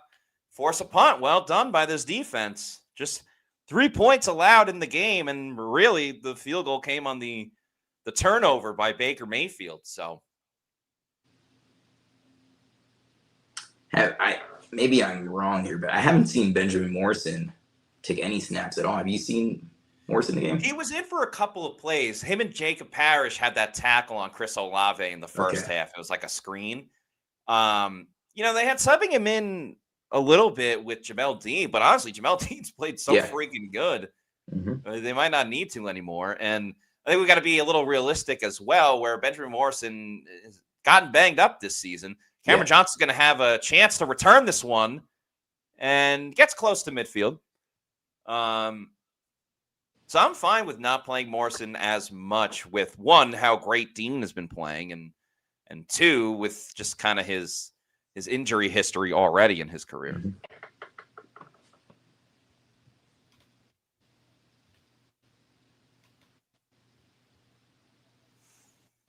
Ralph Stonbauer Sports says our offense is scary bad. I mean, they just scored a touchdown, but only 7 points in the game for Tampa Bay's offense. King Cook says, "Where is Yaya? Did he get on the flight or not?" LOL. Yeah, I'm not going to get too much on Yaya's case because I thought he had a good game in Detroit. He had the strip sack, and he had a sack the week before. And the defense, this is Anthony Nelson's day. Yeah. And the defense has looked really good. They've only allowed 3 points. I'm going to keep it positive with the Bucs defense because we've given them a lot of crap, but clearly the offense is more of an issue. But again, they're winning 14-3. Mm-hmm. Yeah, my point was I just want to see more consistency with him. Just play like he did last week, every week. But like you said in some of the comments here, Chase Rick talks about, it's Anthony Nelson's game. It's not Yaya's game today. Yeah. But Anthony Nelson carrying the load for that defense. Tim Burton says, Dean, #1 rated corner in the NFL. I did not see that coming. Neither did I.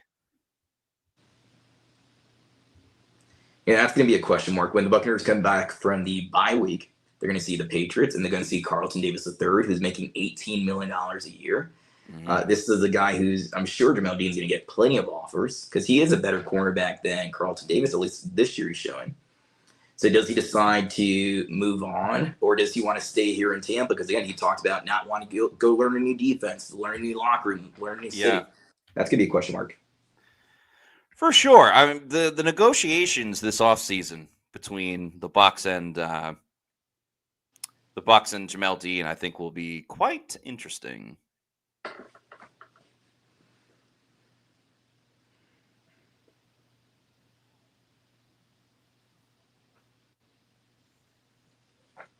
Because given his, injury history, his inconsistent play, the fact that he had Morrison behind him, do you do you pay that big money? You had to come to him this year and ask him to take what, an $8 million, $8.5 million pay cut. Do you give him that big contract the next year, knowing that he has been inconsistent at times? Looks like Tyler Shuck might get the next opportunity when the Saints get the ball. I can't tell if Radler's injured or it's just kind of poor play. And look at that. Is that Josh Williams? There he is, yeah. Right. Yeah, the former LSU product getting a handoff in Louisiana. That's cool. I want to figure out, is that a benching or is that an injury development? Looks like a benching.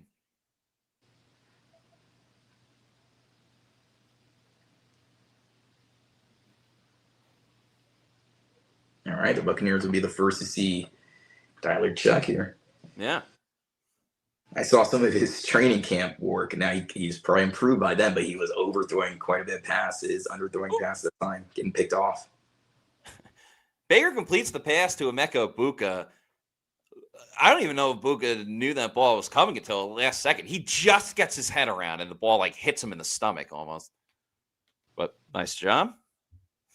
Amazement 717. Thank you for this $5 super chat. Says, which of the three do we need the most back after the bye? Godwin, Gedeke, or Bucky?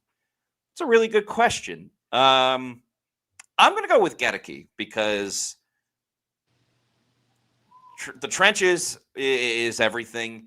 Charlie Heck's done okay, but it just provides so much more of a boost with Luke Gedeke in the game. I think we've seen the Bucs can get it done as Cade Otton bounces off the defender and gets the first down. Wow. Well done by Cade Otton.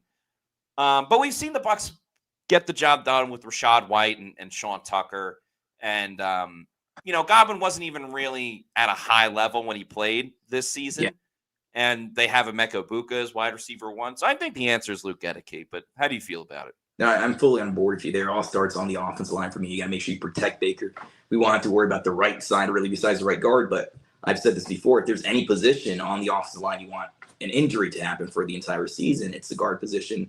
Yeah, I'd want Luke back. And as you mentioned, Chris Godwin didn't look like his old self. He looked a bit slow out there. I don't know what kind of Chris Godwin we're going to see once he returns. But I wouldn't put too much stock in him, at least this year, as he recovers from that injury that he has, the fibula now. Yeah. Another run for Josh Williams. I think it's cool he's getting some playing time. Coming back from that concussion as well. I got to say, I don't love the number 18 on a running back. Just kind of looks iffy. But besides that, Bucks Mason, thanks for the $2 super chat, says, backup QB coming in for the Saints. Uh-oh. Yes, we have seen that story before, but that's why it's important for Tampa Bay to get some more points on the board. They've made Carr look like this. Now, of course, not Todd Bowles, but, when you go up against young quarterbacks, sometimes they make them look better. That's the backup quarterback curse. Daniel Jones, C.J. Stroud. You can go back to Derek Carr with the Raiders. Kirk Cousins, I think it was the 9th. It's still today or yesterday was the 9th year anniversary of the Do You Like That game? Was it really? It was Washington. It was 8th or 9th or something like that. Yeah, but from what I've seen of Shuck, I wouldn't be too scared. But again, any given Sunday, anybody can show up. There's a holding penalty on Ben Bredesen. Stan Glassman says, me either. 18 is not a running back number. I agree. It's like Rashid Shaheed for the Saints. Yeah, 22 as a receiver. It doesn't look right. All right, Rachaad White's back in the game. Saints bring a blitz. Baker's throw is too high for Emeka Egbuka. So that'll make it 3rd and 17. A pretty crucial play because obviously you want to get the first down. Realistically, it's difficult to do at 3rd and 17, but this could be a situation where the Bucs get into field goal range and Money McLaughlin comes on. Real quick, Worth got beat pretty roughly there by Chase Young. Yeah, on the outside, not the best game from Worth. He's, in my opinion, he's the greatest player right now on the Buccaneers roster. He's the best, but not a good game for him overall. Yeah, but quite uncharacteristic. See how Tampa Bay attacks this play.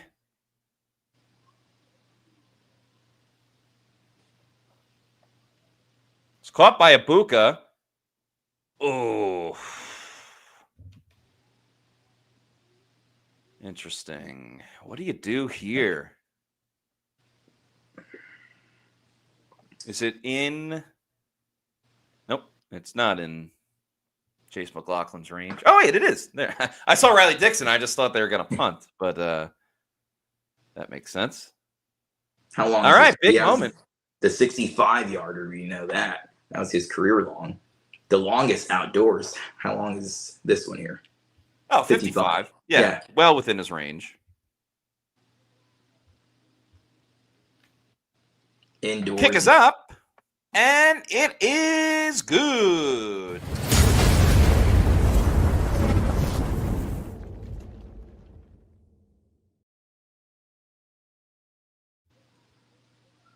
Money McLaughlin, Chase McLaughlin nails it.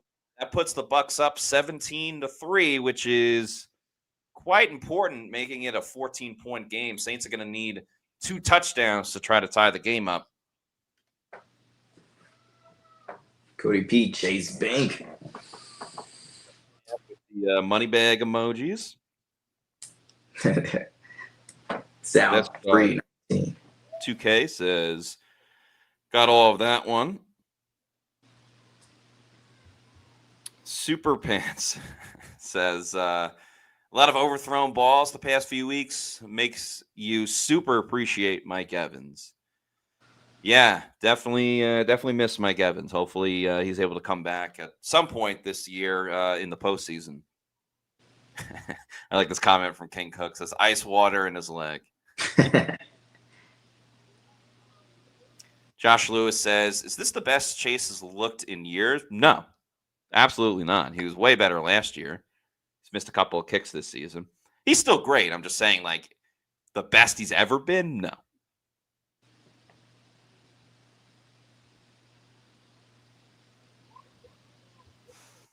Chris Peach says, thank God we are hitting the bye.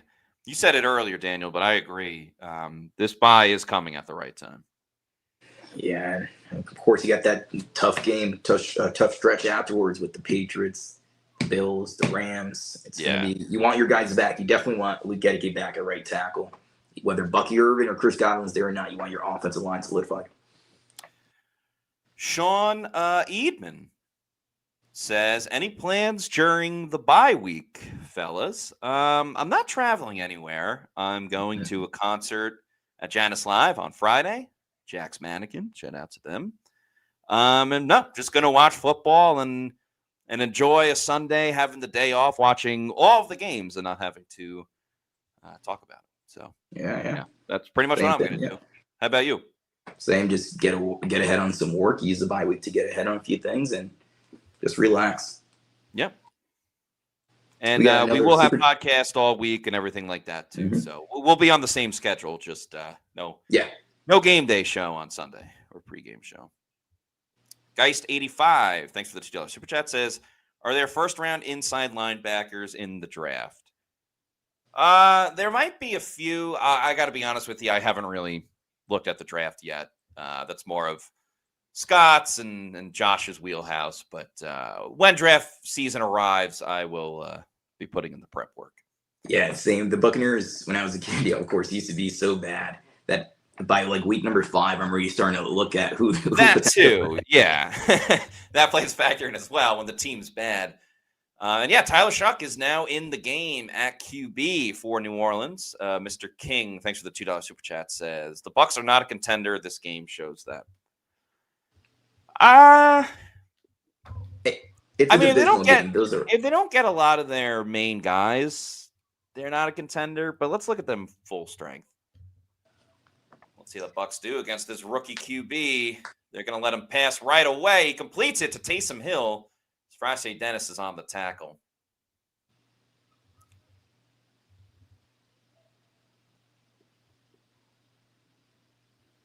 Deion Jones is in the game as well. And Chris Braswell's had edge rusher. Yeah, 3 linebackers there for the Buccaneers. Taysom Hill gets the reception. Tyler Chuck's first completion. Yeah.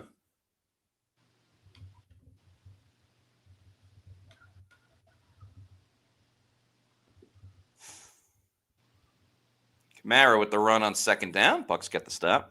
By the way, a nice comment from Sean Willifer. Says, hey, guys, thanks for all y'all do. I live in Missouri and don't get to watch many games.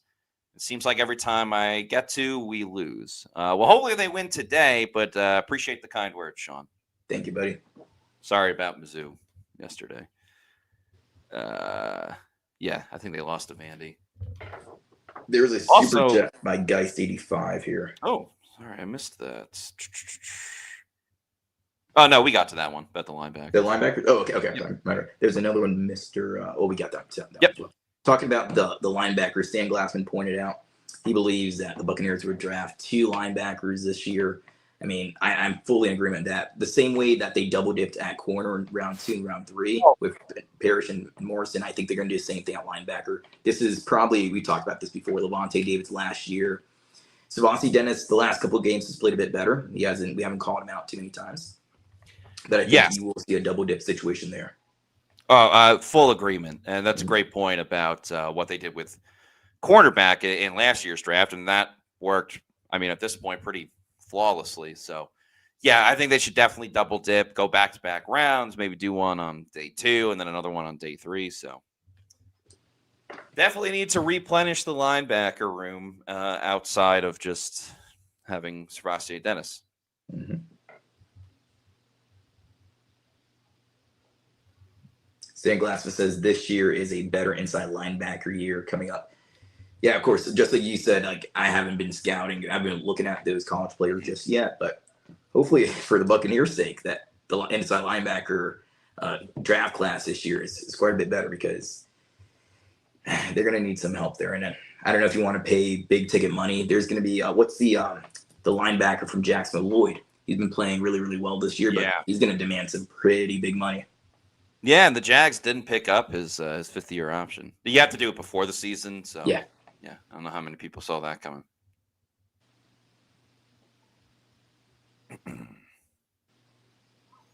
Saints called a timeout, which was kind of odd, considering there's like 2 minutes to go in the third quarter.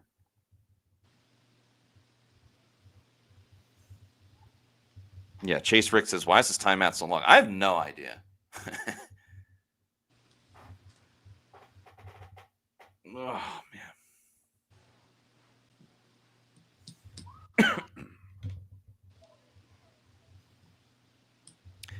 Y.O. Bucko, thanks for the $1.99 super chat. Says, missed the first half. Can I get a quick review? Yeah, for sure. The Bucs offense, very slow, very sluggish. Wasn't really able to move the ball. The one time they did, they got down to the 1-yard line. They ran 5 plays because there was an offsides penalty on the Saints on the first play. And 5 plays, 5 running plays, stuffed every single time, turned the ball over on downs. But right after, Anthony Nelson made an awesome play, tipping Spencer Rattler pass, catching it, shoving Rattler out of the way, and scoring a touchdown for a pick 6. Bucs also got screwed over on a weird play where there was a fumble, as Taysom Hill gets the first down. There was a fumble picked up by Antoine Winfield Jr. He ran into the end zone for a touchdown. Ref said there was an inadvertent whistle, even though there wasn't a whistle, and the Bucs got the ball, but they didn't get the touchdown. Then Baker fumbled it. So,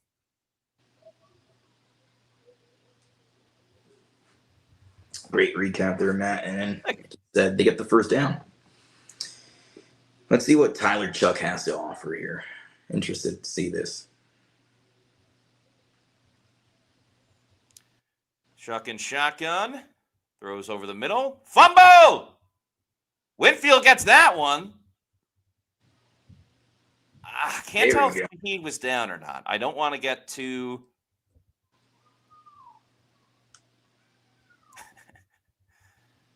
Winfield getting his money's worth. All right, that's going to count. Another turnover for Tampa Bay.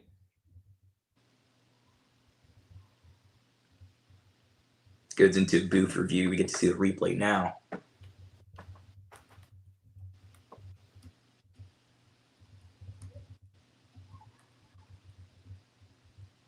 That's a fumble.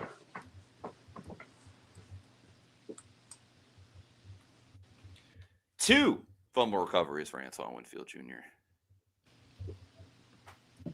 Good job right there by Zion McCollum punching it out. Getting that forced fumble allows Antoine Winfield to get it. Wait. Whoa. Nope. I guess they're saying he was down? What? He didn't make a football move? Is that what they're going to say? I guess so. All right. Never mind.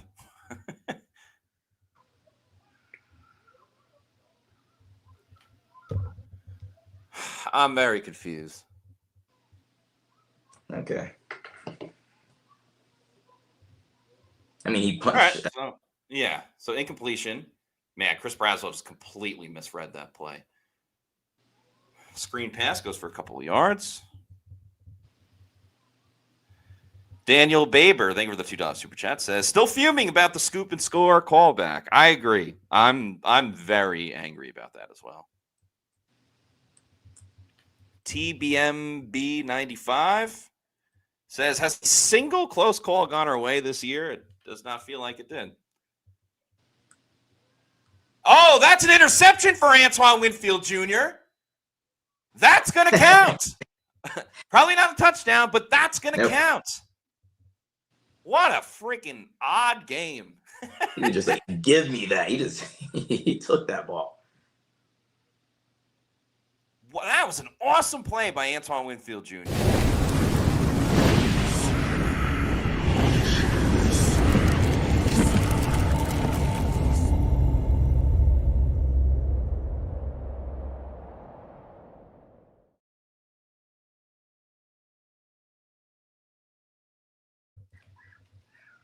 Yeah, someone in the comments said, ball don't lie.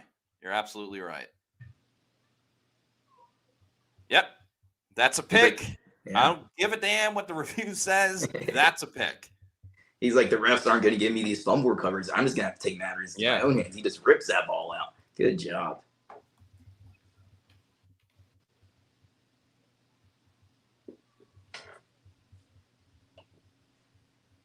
He's been around the ball all day, like Anthony Nelson and Antoine Winfield. Really good job of those two guys.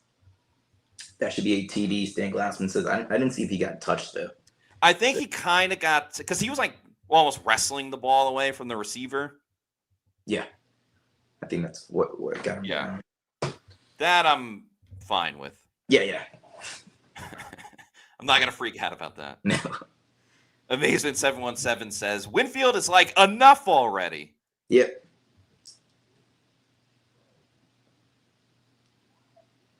I guess Stan Glassman says he didn't get touched, so I want to see the replay there. But yeah, he's just like, give me that ball. I'm going to take it. That is the 8th interception of Antoine Winfield Jr.'s career. Wow.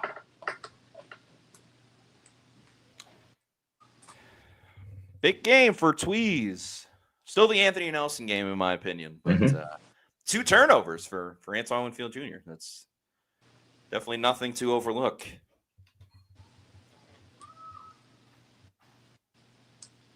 Black Ops 7. I haven't played Call of Duty in such a long time. They were number 7. Man. I'm not good at that game.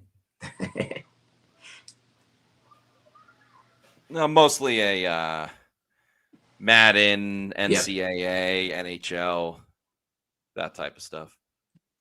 For me, Madden, and have you played any of the? We'll get back to Buccaneers talk in a second, but any of the we're at commercial break. Yeah. Sorry, what was that last part? Fallout. Have you ever played the Fallout games before? No. What is it? Is it like a shooting game or? Oh, it's like a post-apocalyptic like game, but the Fallout New Vegas. If you were to try one of them, Fallout New Vegas is the best one. So interesting. But cool. Yeah, really good game there. The only non-sports games I pretty much play is I had the first Spider-Man game. That was fun. Mm-hmm. Never got to the second one or the Miles Morales one as well. I'd like to try that one too. Yeah. And I'll get the new GTA when that comes out. Yeah, me too. Hopefully it doesn't get delayed again. Yeah. And that one's going to be Florida-based as well. So yeah, Miami, basically. All right, Bucs going to run it with Rachaad White as we get under 2 minutes in the third quarter. Hot Coldman says Skyrim. That's another Bethesda game. I tried Skyrim, but it's just a little bit too fantasy for me. So I didn't continue. I played it for a few days and I couldn't do it anymore. It's a good game, but not my style. Tim Burton says Tyke and Antoine Winfield Jr. is the safety combo we've been missing. Feels like it. Feels like one more touchdown can really put this game away for the Bucs.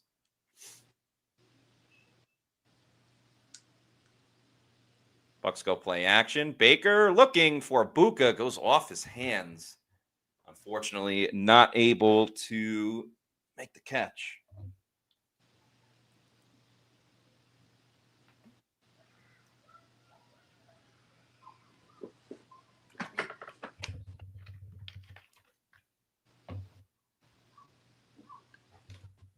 Bit of a sluggish game for the offense, no doubt about it. Buca's been quiet.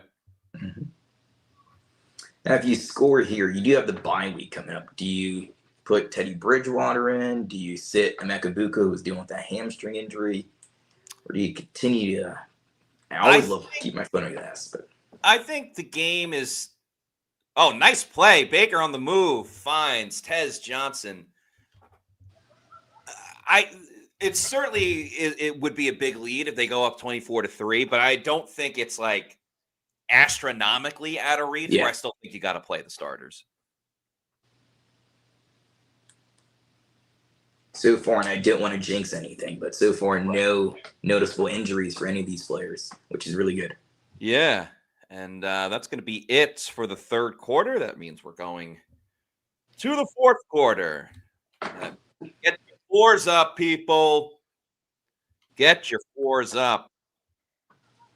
Bucs have a commanding lead, 17-3. They're trying to add to that as well as Brian S. is putting up the fours. And Chase Rick, Daniel Gomez, Gaming Wizard. What's up? Cody P. Nice 85. Rafa, 1589. Jordan Schneiderman, not a 4, but I respect it anyway. Diesel Roche, Chris Peach. Sunshine and Lollipops Cat says, Tez is sure coming up big these last couple of weeks. Yeah. Tez Johnson showing he could be wide receiver 2 for this team without Mike and Chris. He's having a good game. Cincy Kid says, 4 horsemen time. Woo! No, fuck. Snap. Baby boy to demand. Appreciate each and every one of you watching this show today, rocking and rolling with us through this Bucs game. Hot Coldman says, Matt, you're trying to do an online franchise in Madden. I would be interested in it. I thought about doing some like live streaming on our YouTube channel of like me with the Bucs or doing like Kyle's football and doing some like schools that Bucs players go to. So like I play Oklahoma because of Baker Mayfield and stuff like that. So yeah, I don't know. I've thought about it. If people would be interested in it, I could do like a live stream. We can get comments in and stuff like that. So, yeah, if people would be interested, definitely let me know or DM me and probably get it going in the off season or something like that, or maybe do it the whole season as well. Rolf Steinbauer Sports says this is a blowout. Chris Hobson says we definitely need the bye week. That is certainly true.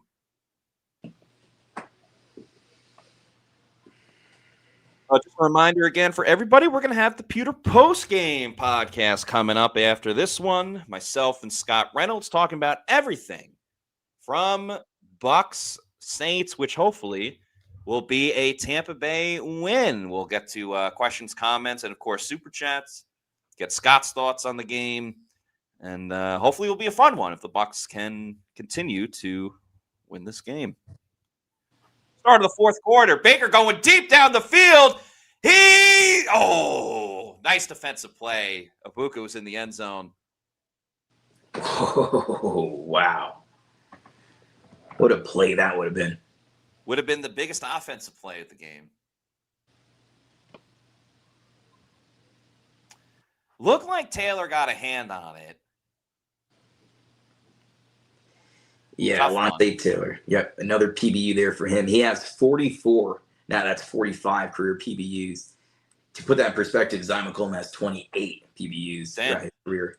I mean, this guy, that's where he excels. He doesn't get too many picks, but he excels with those pass breakups. Solid right there. 2nd and 10. Screen to Tez Johnson. He makes one defender miss, can't make the other. Didn't really have too much of an opportunity. Yeah.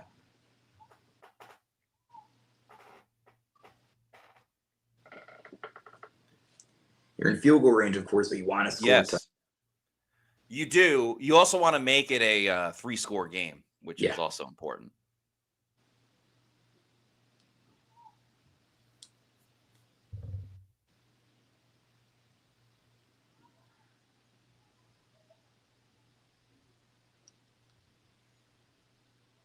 Third and 10 for Tampa Bay. Baker throwing down the field. Oh, it's off the hands of Tez Johnson. That's a tough one. Probably should have had it. I believe that was Barton. Barton just got thrown to the ground, shoved. Yikes.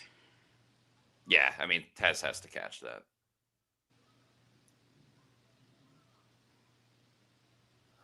Oh, well.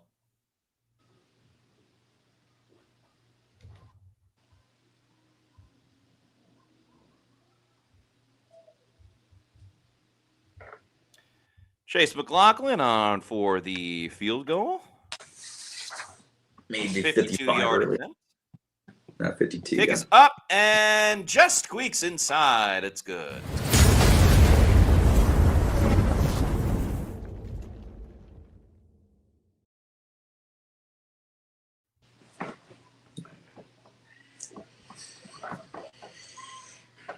Offense playing much better in the second half. Not spectacular.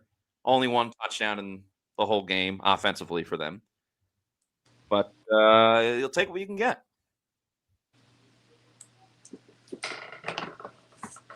Yeah, B95 says 3 scores. I'll take it. Yeah, it started off very ugly for the Buccaneers, especially in offense, but they've been able to create separation in the scoreboard here. And, I'm sure all Buccaneers fans feel a bit calm right now, feel a bit, the nerves aren't like we've seen in previous weeks where it's coming down to the wire. Right. This one feels like one that they're going to put away here. Jordan Schneiderman says, come on, rookie, throw a pick 6 and put this game out of reach. Cody P says, throw the sheets in the wash because this offense is crapping the bed so badly. Diesel Roche says, definitely underthrew Mech in the end zone. Got to scheme Mech open somehow and get him the ball. Yeah, bit of a quiet game for Emeka Egbuka.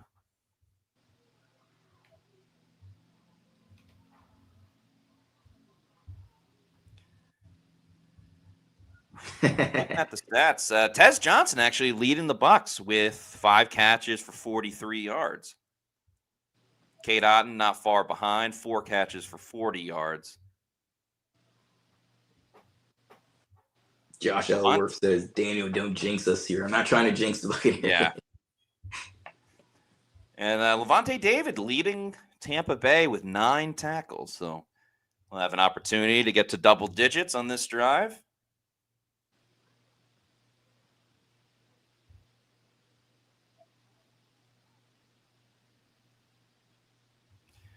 I think player of the game has to be Anthony Nelson. You can make a case for Antoine Winfield Jr. as well, but if we're picking one player of the game, and I know the game's not over, but I think it has to be A. Nelly. Safa Carew says, Dennis is playing well this game. Talking about Servassier Dennis. I would agree with that. Definitely a bounce back game. Servassier Dennis is kind of like the stock market. Like 1 week it's high, the next week it drops. Been interesting. We're kind of implementing also the offensive line rule. If we don't call his name too many times or at all, that means he's having a good game. Yeah. he's been doing good. I like the stock market. Felix Schmidt with a funny comment says, "Player of the game is the Mafia."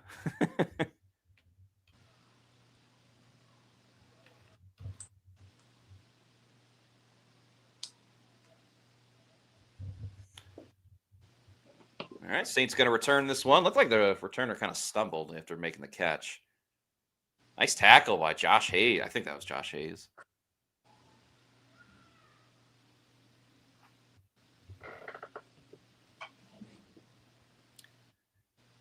What is that now? 3 turnovers for the Bucs? Yeah. 1 by A. Nelly and then the 2 by Winfield. It feels like they could have had 5.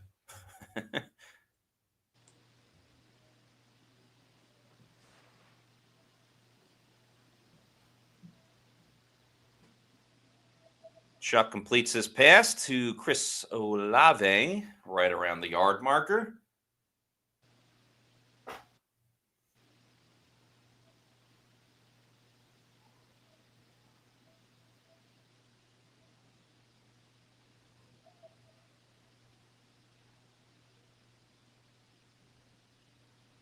Chris Braswell in the game.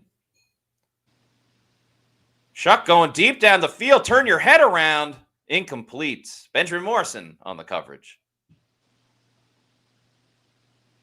There's Morrison. It's going to be out of bounds anyways, but. Yeah. Ooh, a little bit slow to get up, but. Yeah, he was.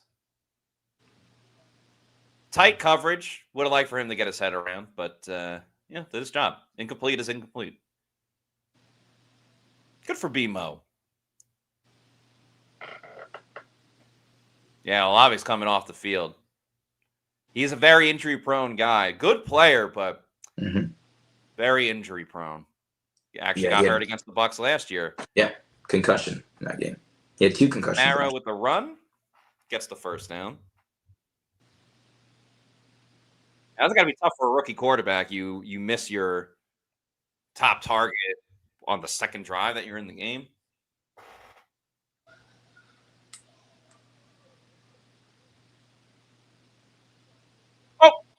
Oh, damn. Nice PBU by Zion McCollum. The way that the ball stayed, I thought it was going towards Levante David, but it was going the other direction. I don't want to get too picky, but I feel like if McCollum tries to catch it, it was a little behind him. Yeah, it's a little bit behind him, but good play there, no matter what. 2nd and 10. Tyler Chuck so far, 3 for 7, 22 yards, 1 interception. Not much of an upgrade from Bucs Spencer bring the blitz. Shuck's going to run and then slides. Gets about a yard on the play.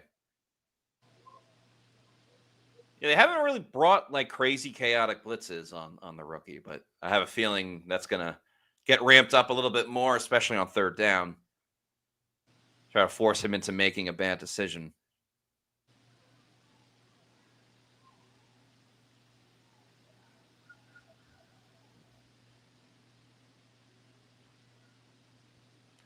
Third and 9 with 12:25 to go in the game.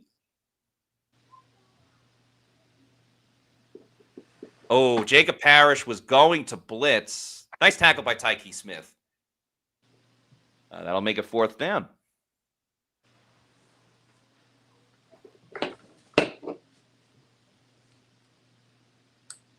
And what are the Saints going to do? Yeah. They're going for it. You almost have to at this point. You're down 17. Let's see how aggressive the Bucs get.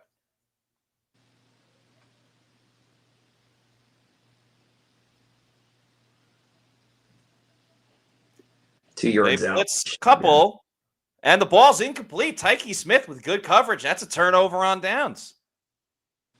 Wow. All right. Great job.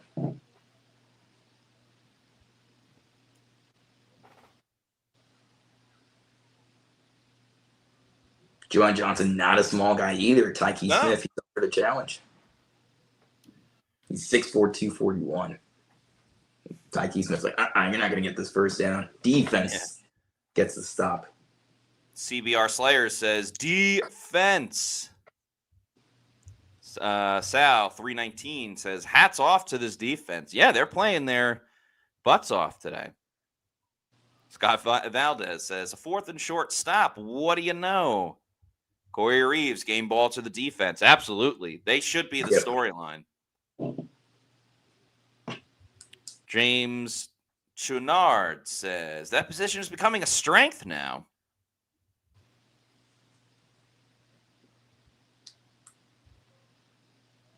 Mr. King says, I'm encouraged by this defensive performance. Sunshine and Lollipops Cat says, Smith is amazing, as Josh said in pregame. Ty Key against everybody.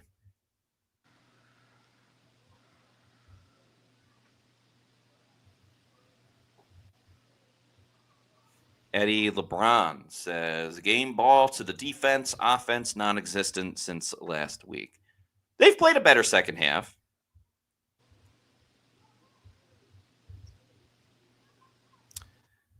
Let's see.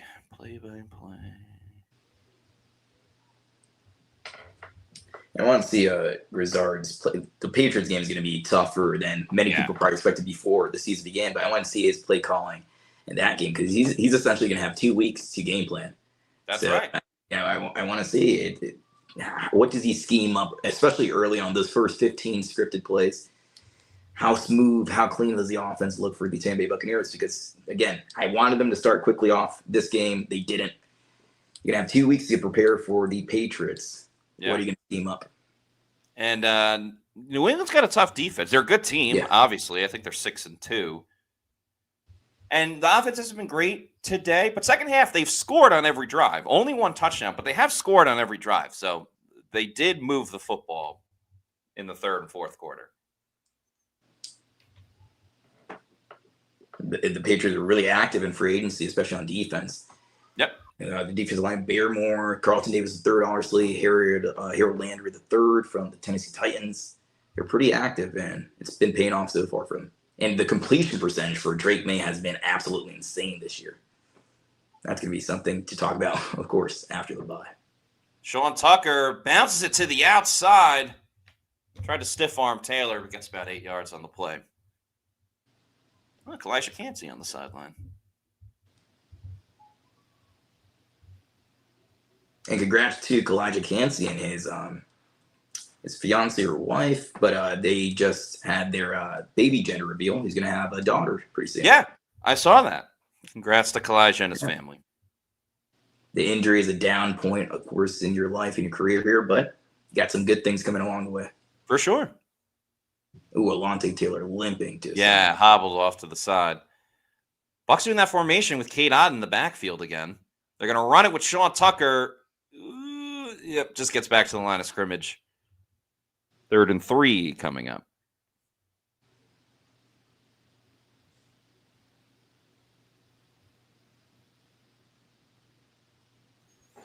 Man, the Colts are a freaking wagon. I know the Titans are terrible, but what a team.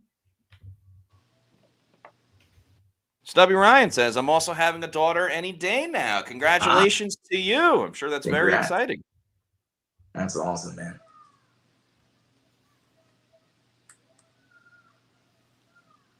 All right, 3rd and 3 for the Bucs.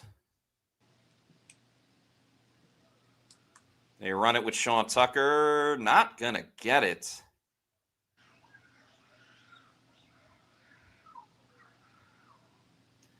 Short yardage has not been good for the Bucs running the football today. And let's see what Tampa Bay does. Josh Grizzard on the side. I can't believe that didn't work. Yeah.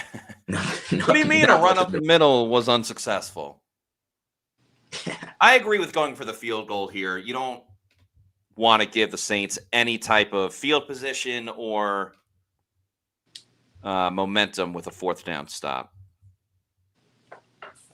54.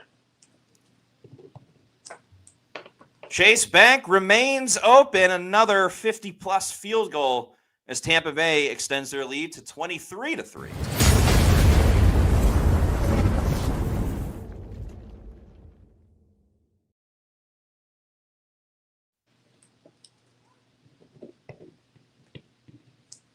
I would describe this game as pretty ho-hum.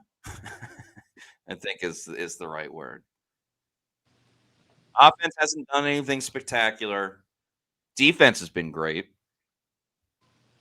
Special teams has held up their part. Teams, yes, that's been an ongoing storyline.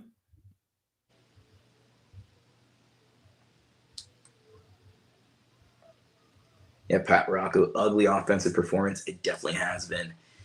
I don't know what's going on, but how much is, if any, the injury, the banged up nature of Baker Mayfield, or is it just they can't get into rhythm, nothing can get going? At least they're winning. It's probably a combination of both. Yeah, at least they're winning.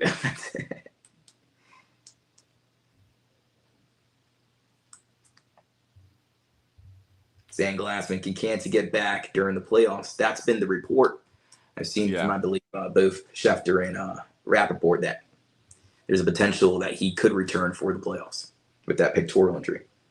He got surgery basically right away.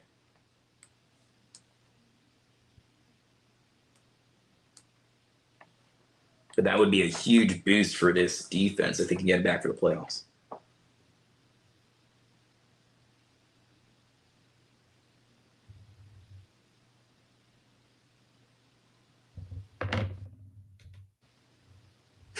Stubby Ryan. At least Chase Bank is still open, recession proof. And we got a super chat here by Thomas Moore. Yes, thank you, Thomas Moore, for the $1.99. Says, does Josh not know how to use Tucker? Yeah, he's more of an outside guy. There's no doubt about it. I think I missed some of these super chats as well. My bad. Michael, thanks for the $4.99. Says, is Baker hurt? He's been missing throws and not running the past 2 games. Seems a little banged up, but as we talked about earlier, he'll never get out of a game. Shaq Massey, thank you for the $2 super chat. Feels like Tampa just wants to get out healthy. Yeah, might as well. I mean, you have a pretty big lead. There's no such thing as like being safe in football. It's a physical game, but I think you can avoid a lot of injuries if you just kind of stick to running the ball and getting defensive stops. I wouldn't hate if we saw a little bit more of Josh Williams. I think this would be the time to use him. Keep Rachaad White healthy, especially after he got kind of banged up earlier in the game. Of course, you can still go with Sean Tucker.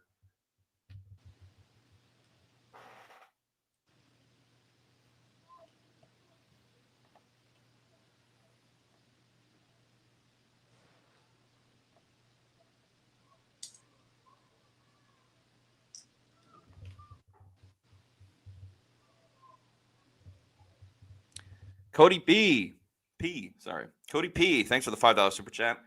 Matt, can you ask Grizz at the podium if he downright hates the pony package? I think Rick Stroud actually, they're showing the Vita Vea running back highlights. Rick Stroud, I think, asked Grizzard kind of about that on Thursday when we spoke to him, and pretty much said, like, depends on certain situations, certain fronts, packages that the defense has. So it's kind of a week-by-week, case-by-case basis. But I would like to see more of it. Kamara with a run on first down. Elijah Roberts with the tackle.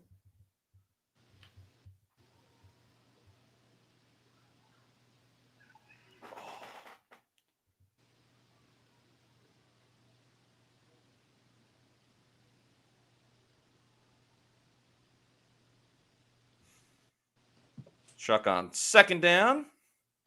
Short pass. Dean makes the tackle. Don't make a scene. Jamel Dean. Third down.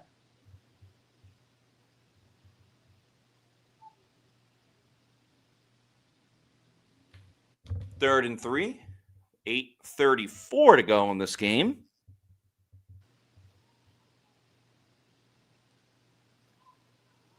Bucs bring a blitz. Smith eventually hits Johnson, but it'll be a first down for New Orleans.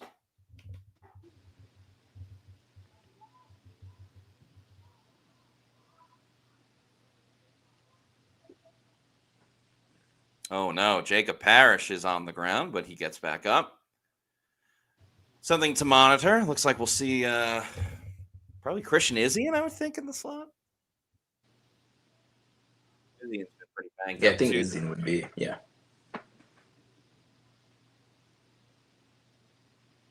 And Izzy has been dealing with a few injuries of his own this year, but I like having Christian Izzy on this team. He's a perfect depth piece. You can have him that outside corner, like last year when you saw Bryce Hall go down. Any of the two safety positions, nickel.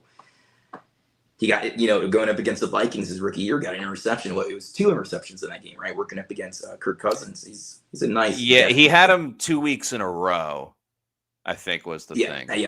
Mm-hmm. Back to back. Then last year he had that pick in week 2 on Jared Goff when the Bucs beat the Lions. Yeah.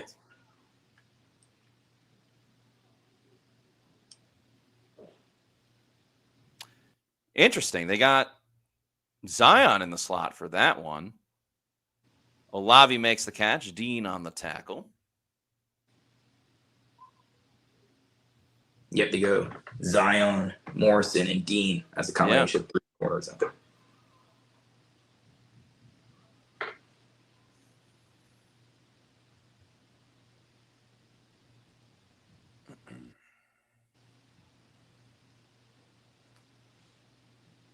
Vontae David hovering around the line of scrimmage.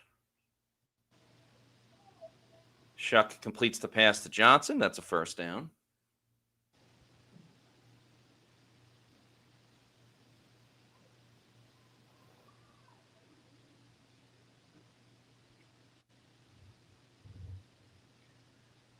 And Bucs just looking to not give up the big play. There's 7 minutes to go. You have a 20-point lead. King Reckless says, please pull the starters. I think we're getting close to the time when you can, but Bucs I just don't bring want a blitz. anything. Shuck going deep. He's got Shaheed, but he overthrew him. Shaheed beat Morrison on the play. They brought the pressure that time. Little stutter step. Yeah, he had him beat. Just couldn't make the throw. Yeah, this is one of the reasons why Chuck didn't win the QB1 position right out of the gate. Inaccurate at times, overthrows, underthrows. That's what I was seeing from his training camp. All the footage I was seeing from then, but man, no upgrade from going from Spencer Rattler to Tyler Chuck. At least this week. Yeah. That's a good thing for all Bucs fans. Timeout, New Orleans. That's not going to help them get back in the game.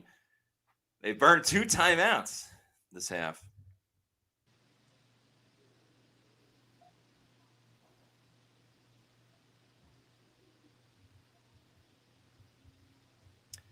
King Cook says, rookie QB going right down the damn field, dinking and dunking. The F. I mean, they're up 20 points. I get what they're doing.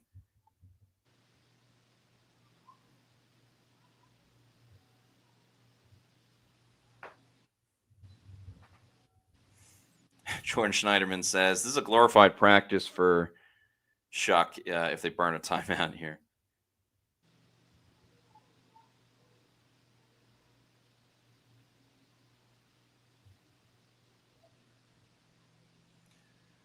Olave with the catch, short gain. Tyke Smith on the tackle. Makes it a 3rd down. Bucs are going to need to get 2 stops. Yeah, and there's not much urgency there from the Saints offense. They're not playing like a team that's trying to come back in this game. They're just out there like the last comment here, like a glorified practice. Yeah. Slant over the middle. Caught. First down. That's Cooks. Still doing his thing in the league. Good for him.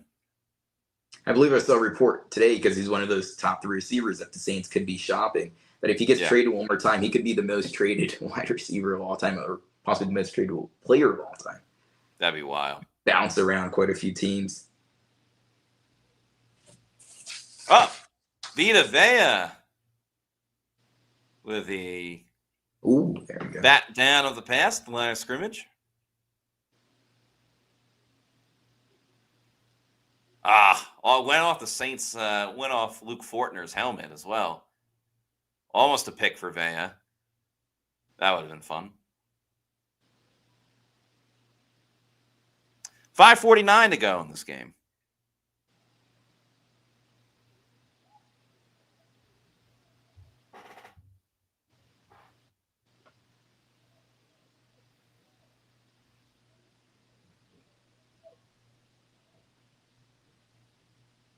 Anthony Nelson with another sack. Yaya Diaby in there as well. Let's see what the penalty is. There you go.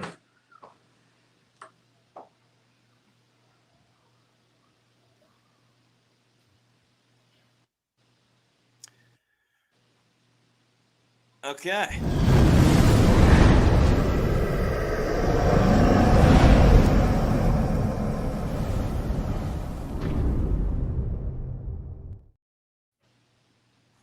Very interesting. They put both edge rushers on the right side and then had Elijah Roberts on the left side.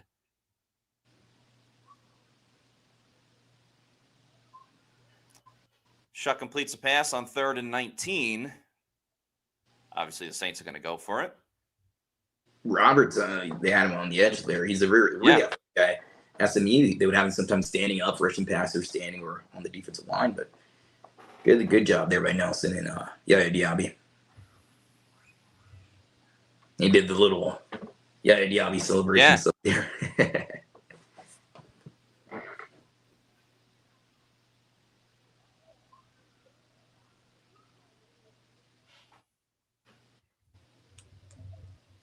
4th and 10. Shuck gets rid of it. It's incomplete. That's a turnover on downs. Bucs get the ball back with 4:52 to go. Great pressure by Yaya Diaby. Almost gets the sack. Shuck's able to spin out of it. By the way, Jacob Parrish is questionable to return with an oblique injury. Probably won't see him though, given the the nature of this game.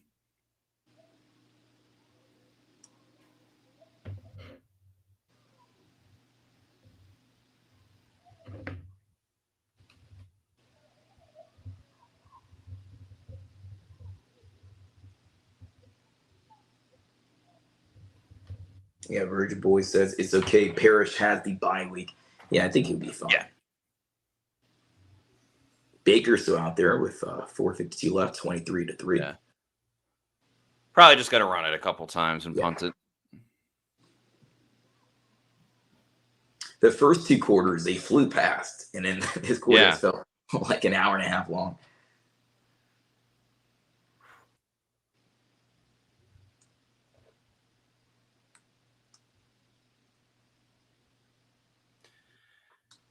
Yeah, I think you keep the starters in for this drive, see what happens, and if the Bucs get like another stop on defense, I think that's when you might get some of the backups and Teddy Bridgewater. Oh, Teddy Bridgewater's in the game. Nice. Delay of game's not going to help. There you go. That was weird. Why'd they put Baker in on 1st down?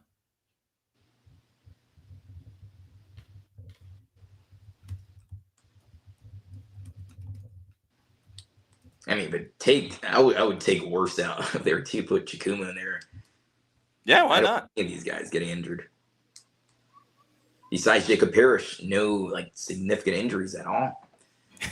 Nick DeBuke's teeth look amazing. He was getting them whitened, so he couldn't practice for 2 days.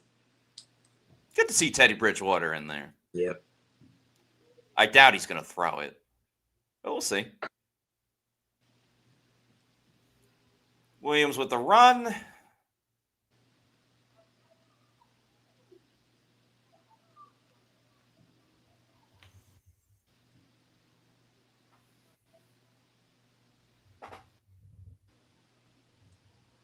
I don't get why Baker was in on 1st down. That just made no sense to me. But yeah, let's get the running clock going.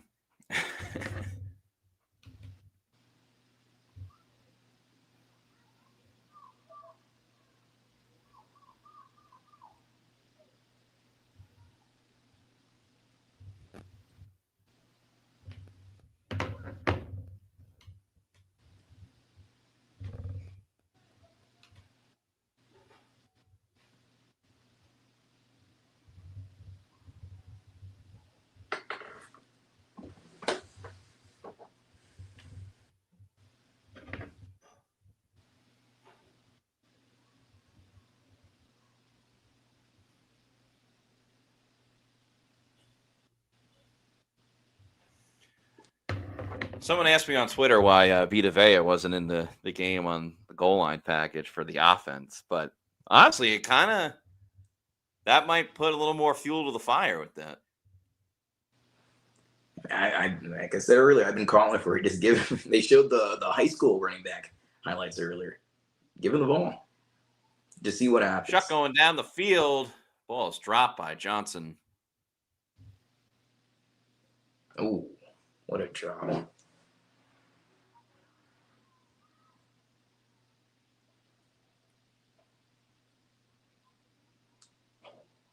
This would be a good opportunity, too. Get Chris Braswell in the game. Maybe Marquise Watts at outside linebacker. Saw Deion Jones in there on that last play. Mohamed Kamara was elevated, right, from the practice squad for this game? Or was it? Yeah, Mo Kamara. Thank you.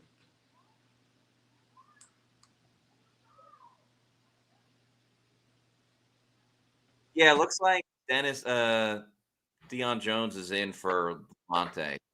Again, probably just not injury. But That's smart. 5, 4, 3, 2, 1.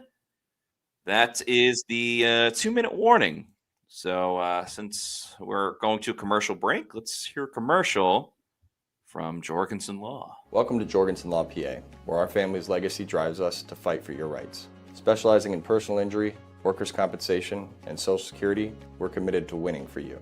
No fees unless we succeed. Trust in our family to help yours. Let's achieve justice together. Jorgensen Law is the official law firm of PewterReport.com.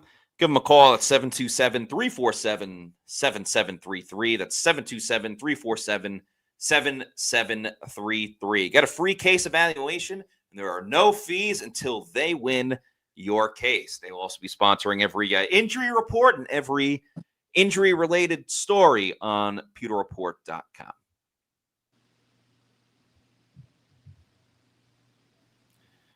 All right, so the Bucs are going to be 6-2 going into the bye. A big leg up in the NFC South, 2 games ahead of the Panthers, 3 games ahead of the Falcons. Who cares about the Saints? They're done. Not a bad spot to be. Packers play tonight, so that is definitely a one to watch for the overall seeding. I think the Lions are on a bye. Yeah, Lions on a bye this week. Eagles won today. That loss last week, it could affect seeding later on. We talked about that at the end of the game. So that was a big loss. And yeah, the Eagles 6-2 here. Packers 4-1, but you said they play later on. The Panthers 4-4. Falcons 3-4. Yeah. And Saints going to be 1-7. King Cook says, offense going to have to play way better than this against the Pats. Are we home against the Pats? Yes, they are home. It's the first game back after the bye. They will be home hosting the New England Patriots.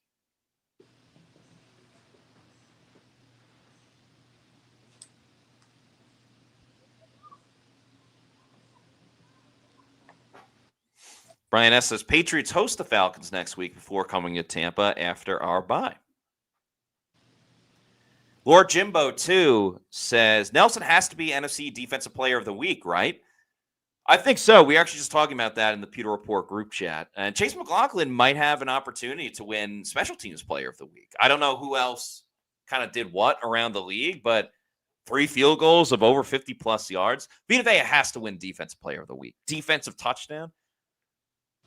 Which, again, isn't it so funny? Like last year, Sean Tucker, an unsuspecting player to win a weekly award, gets Offensive Player of the Week. And then this year, looks like Anthony Nelson's probably going to get Defensive Player of the Week. And Grace Point says 2-0 in the NFC South. Yep. Kind of feels like to win the division, you just got to win those divisional matchups, and that's what they did. Chuck's going to run it. He gets the first down. Minute 25 to go. And just one more reminder, everybody, we're going to have a Pewter post-game show not long after this game. Going to talk about everything from Bucs at the Saints, which will be a Bucs win. Chuck to the outside. Ooh, nearly taken away by Benjamin Morrison, but that'll be a first down.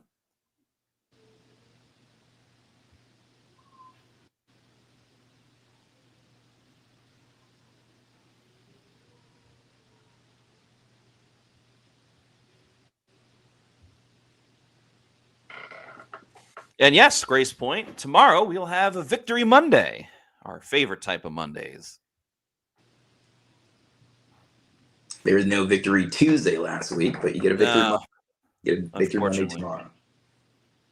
We did have a Victory Tuesday earlier in the season after the Bucs defeated the Texans. Yeah.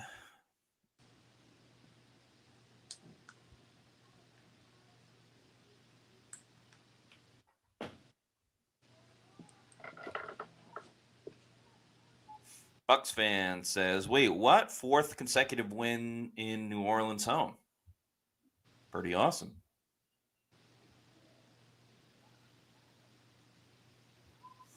Guys85 says, I know game is over, but Braswell literally does nothing. It feels like they don't have a ton of confidence in him. Ooh, Rashid Shaheed is down. That sucks. Or maybe he's just angry. I'm not sure. That sucks. I mean, there's under a minute to go. Ah, man.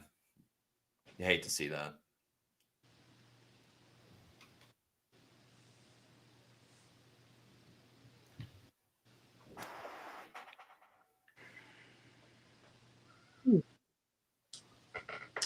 Going back to Braswell, Larry Foote was talking about this week. He's been hammering the word opportunity for Chris Braswell, but I mean, Anthony Nelson took the opportunity for himself there with Reddick down. But of course, you're absolutely right. More. Yeah, you want to see more from Chris Braswell. He's been a very big disappointment for a second-round pick. I would agree. The Wolfman says, "Hey, a win is a win, guys. That's true. We're talking about a 20-point win for this team. So it doesn't feel like it's really the Buccaneers. It doesn't. They do. And then they're showing right there the Patriots, then the Bills, then the Rams, then the Cardinals. Yeah. Then after the bye week, that 3-game stretch is going to be the hardest remaining on their schedule. That's why it was so good to jump out to a 6-2 record, because none of those games are going to be easy. And it gives the Bucs cushion. Like, ideally, you want to win all 3, but I think even if they went 1-2 against those 3 teams, you're still in a really good spot. You'd be 7-4. So. Yeah, I was about to say that. Yep. And through the toughest stretch of your schedule. I had the Bucs going 12-5. What 12 and was it? Because they had the extra game. It's 12-5, right? Yeah. And if they can go 1-2 or 2-1, I mean, you're pretty good shape there. And those games with the Panthers and the Dolphins, the Panthers again, the Panthers aren't too good of a team, but it always is a bit difficult going up against a divisional rival. We got a super chat here. Yes, we do. From More Right Rudder. Thank you for this $1.99 super chat. Says, had $100 on Q's 44 plus 650. Thank you, Vegas. Shout out to you. Awesome. Congrats on the big win. I'm guessing you took Sean Tucker's stats or whatever the case may be. But very cool.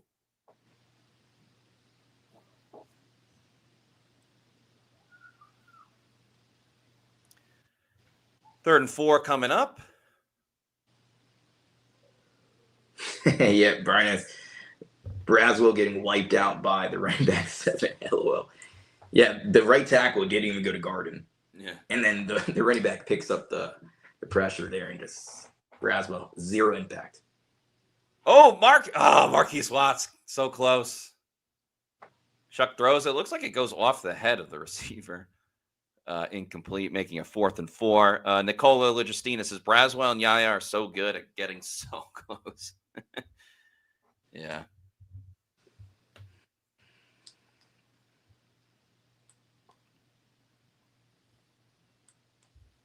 Yeah, Stan Glassman says Watts at him. He almost did. All right, 4th and 4. Let's finish this thing.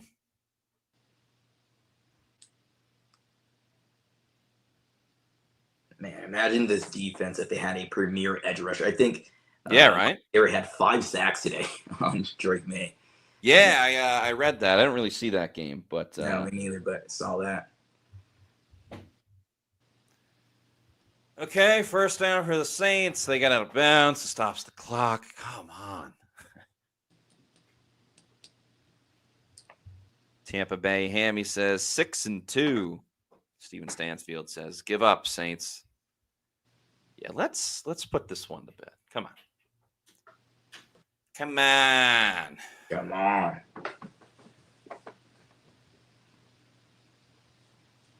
If the Buccaneers make a tackle here inbounds, just sit on the guy for a few extra seconds. Oh, Kamara is in the game. Shuck goes for the end zone. Incomplete. So, yeah, you got a couple of starters in with Winfield and Tyke. Gaming Wizard says this drive lasting longer than the first quarter. Yeah.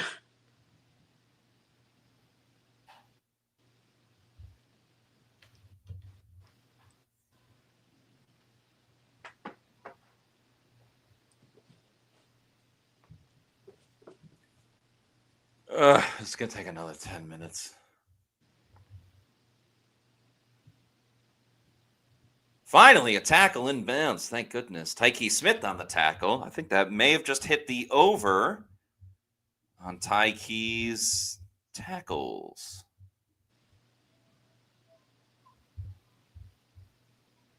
Yep, he's at 8 tackles, so cash that prop bet. Benjamin Morrison with good coverage. We got 5 more seconds here. Yes. Nocturnal's Buck Talk says, Bucs would have scored 40 again if it wasn't for these ridiculous refs.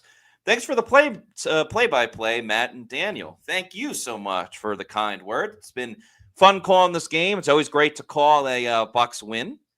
I wouldn't say it was the most thrilling of victories for Tampa Bay, but yeah, a win is a win. All right. Hopefully the last play of the game. And it's a sack. The ball's loose. Everybody was involved. We're going to play back-to-back videos because that was a sack for Tampa Bay.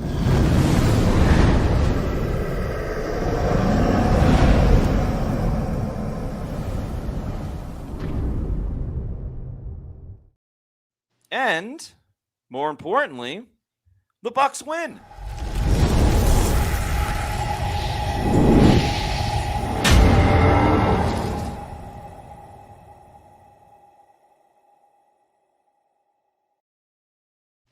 There you have it, folks. Bucs win the game 23-3. They are 6-2 going into the bye week. They have a pretty controlling lead in the NFC South. They beat their rival today.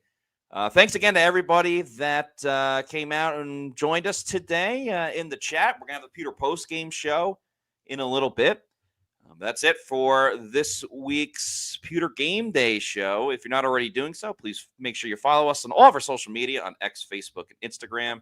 We're at Pewter Report, and our YouTube channel is Pewter Report TV. Please like and subscribe. Leave a comment on how you felt about today's game.